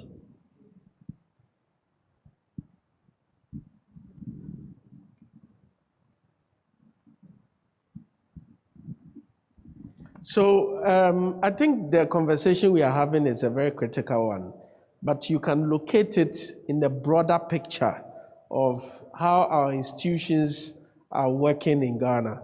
And by that, I mean when you take all the social services, take it from education, take it from health. So you have, for instance, a person who is deaf, who goes to the hospital and wants to describe what, he is going through for the doctor to administer, drugs. Obviously, I mean, you cannot prescribe if you have not diagnosed.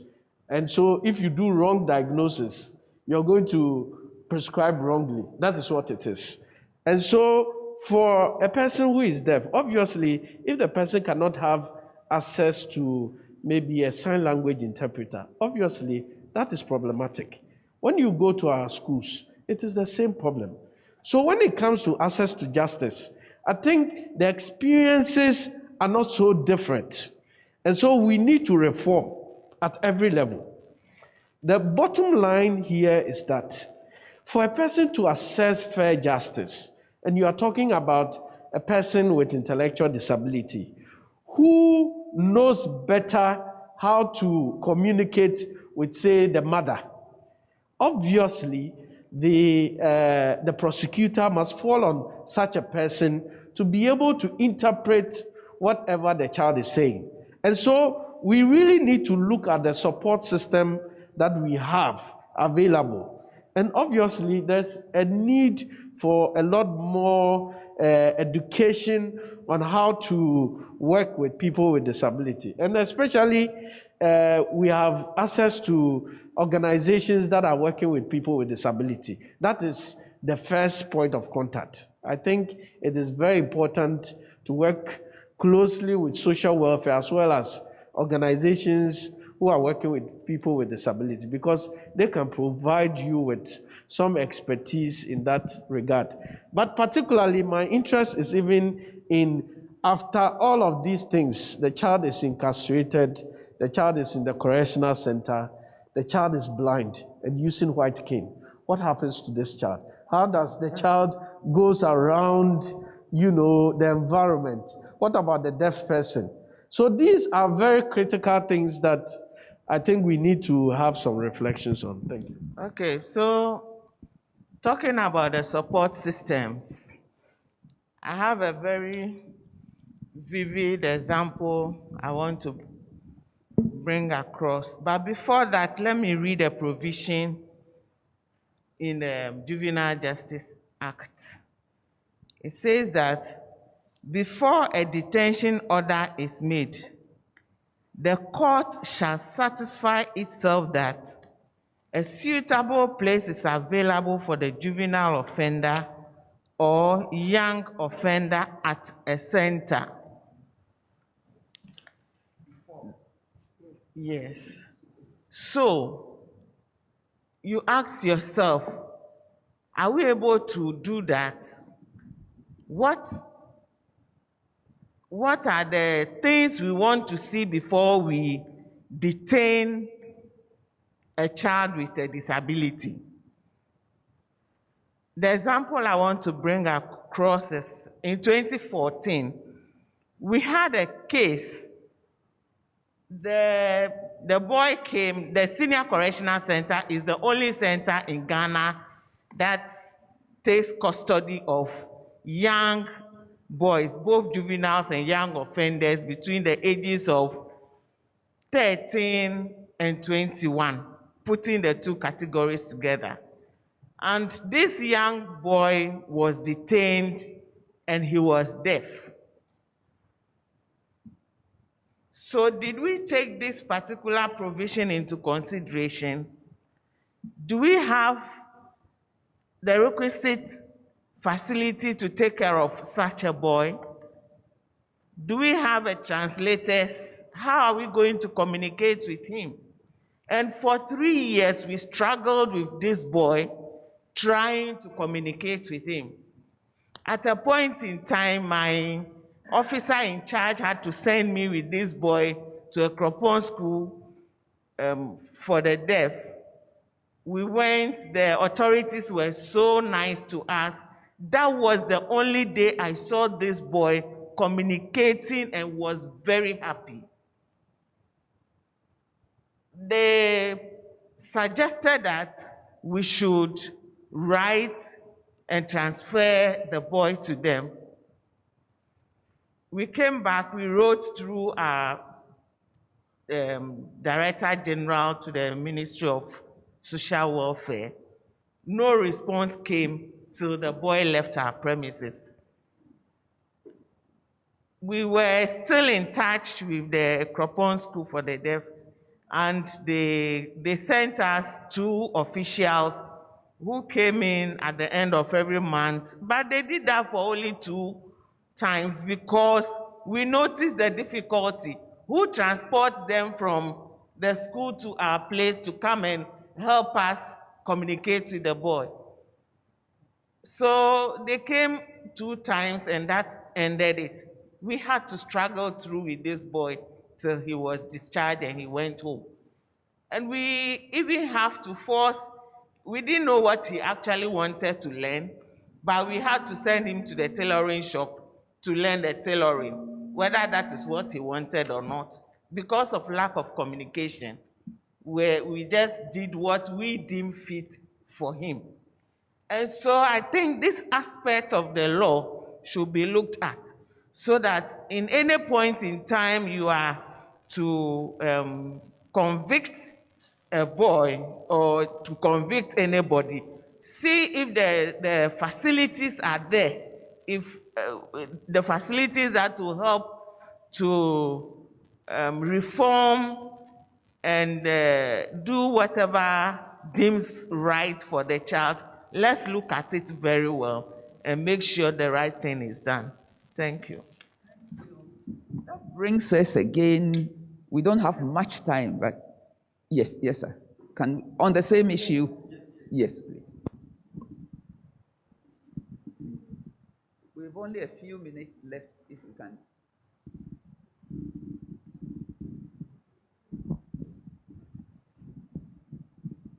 But just a quick one, because she mentioned how to deal with a deaf person and waiting for these reforms to be done.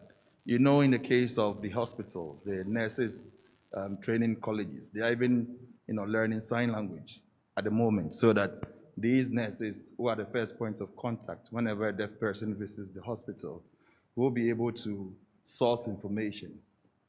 What I also reckon is that with these, the police services, the prison services, they recruit almost every year. So why can't you also make provisions to recruit people with that expertise to your facility? So in case you get anybody in such a situation, the person is already there, you are paying the person for such services. Okay, I think it's well noted, but I just forgot an aspect I wanted to add to what I said. Normally, there's a probation officer who have to investigate and come out with a very vivid social inquiry report which talks about the background of the person, the antecedents that led to the commission of the crime and whatever. And at the end, the probation officer has to give a recommendation. And so I think the recommendation should also indicate all the support system that the person needed before being sent to a particular institution. And so I will use this medium to appeal to the probation officers also to take those things into consideration. This morning we're talking about mental health challenges, and you realize somebody comes into our custody and the person has a mental challenge.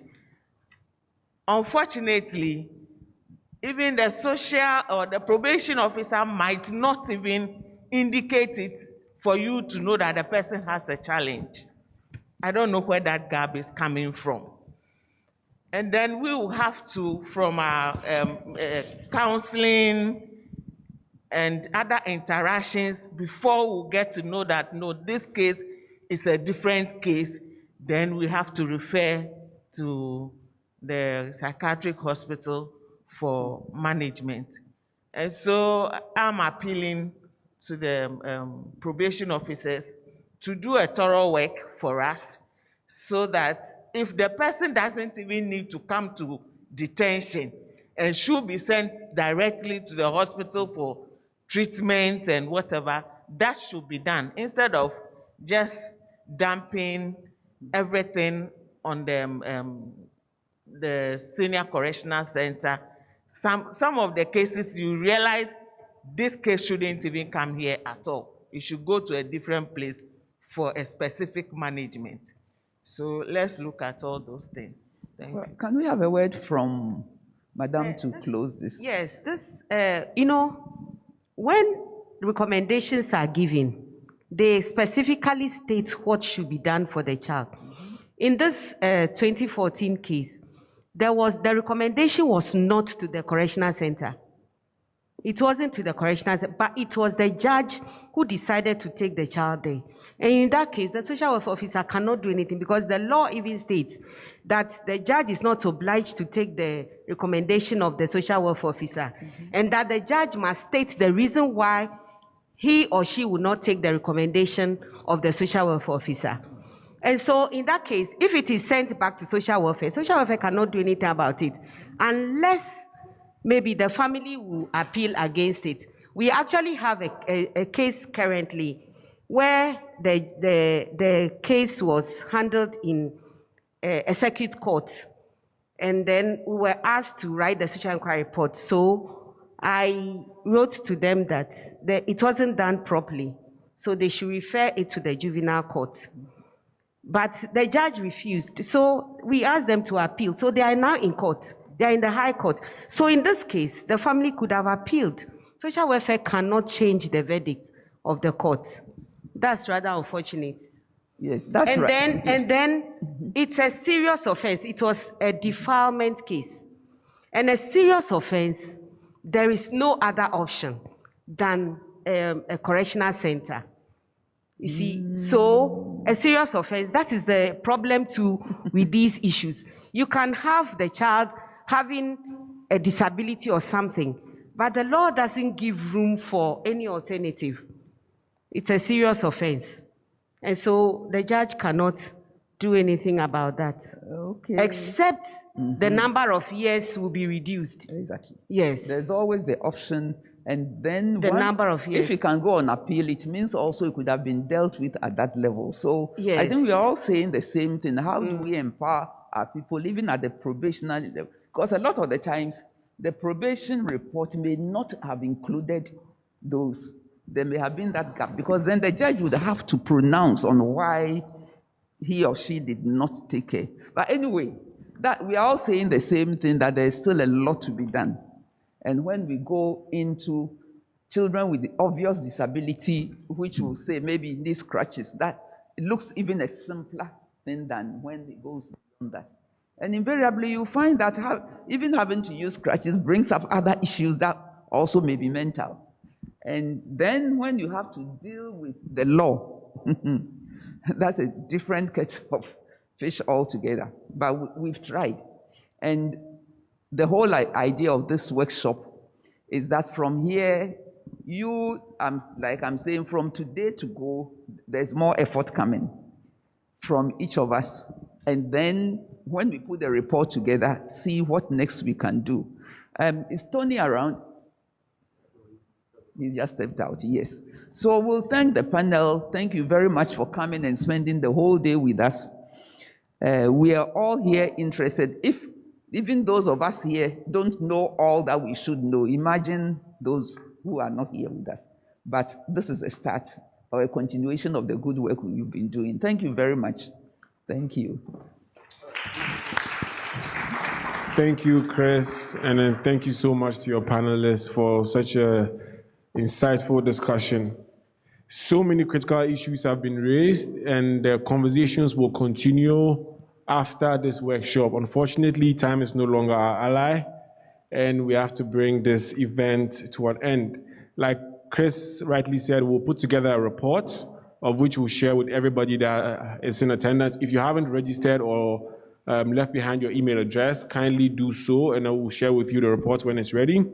The video for the entire event will also be put on the PDA YouTube page, so that anybody that also wants to watch the event over again or share with their colleagues so that they can learn from some of the issues we've been discussing today can also do that. The documentary that we shared earlier in the morning to set the scene for the discussions will also be on the PDA YouTube page for anybody that also wants to share the documentary. We've come to the end of this workshop, and I want to welcome Madam Helen Inti, the Deputy Managing Director of PDA, to give us the closing remarks. Please put your hands together for her.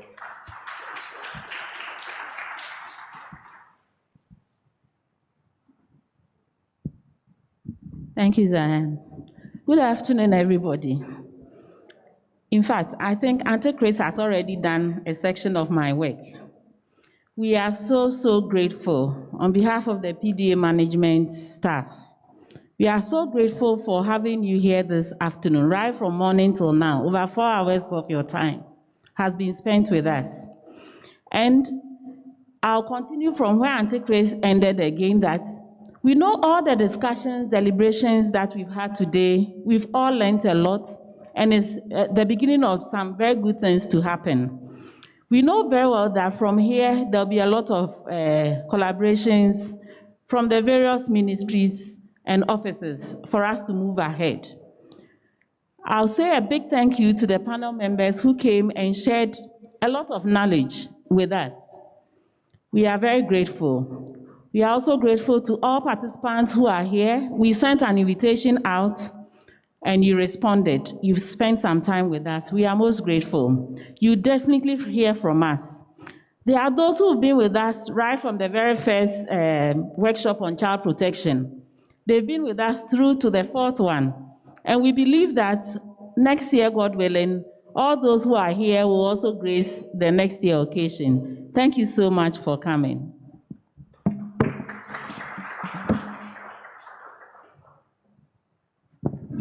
Okay, so we can continue the conversations over lunch. I'm told lunch is ready, and if you're exiting the auditorium, Loretta will direct you to where lunch is served, just at the back of the open space at the back of the building.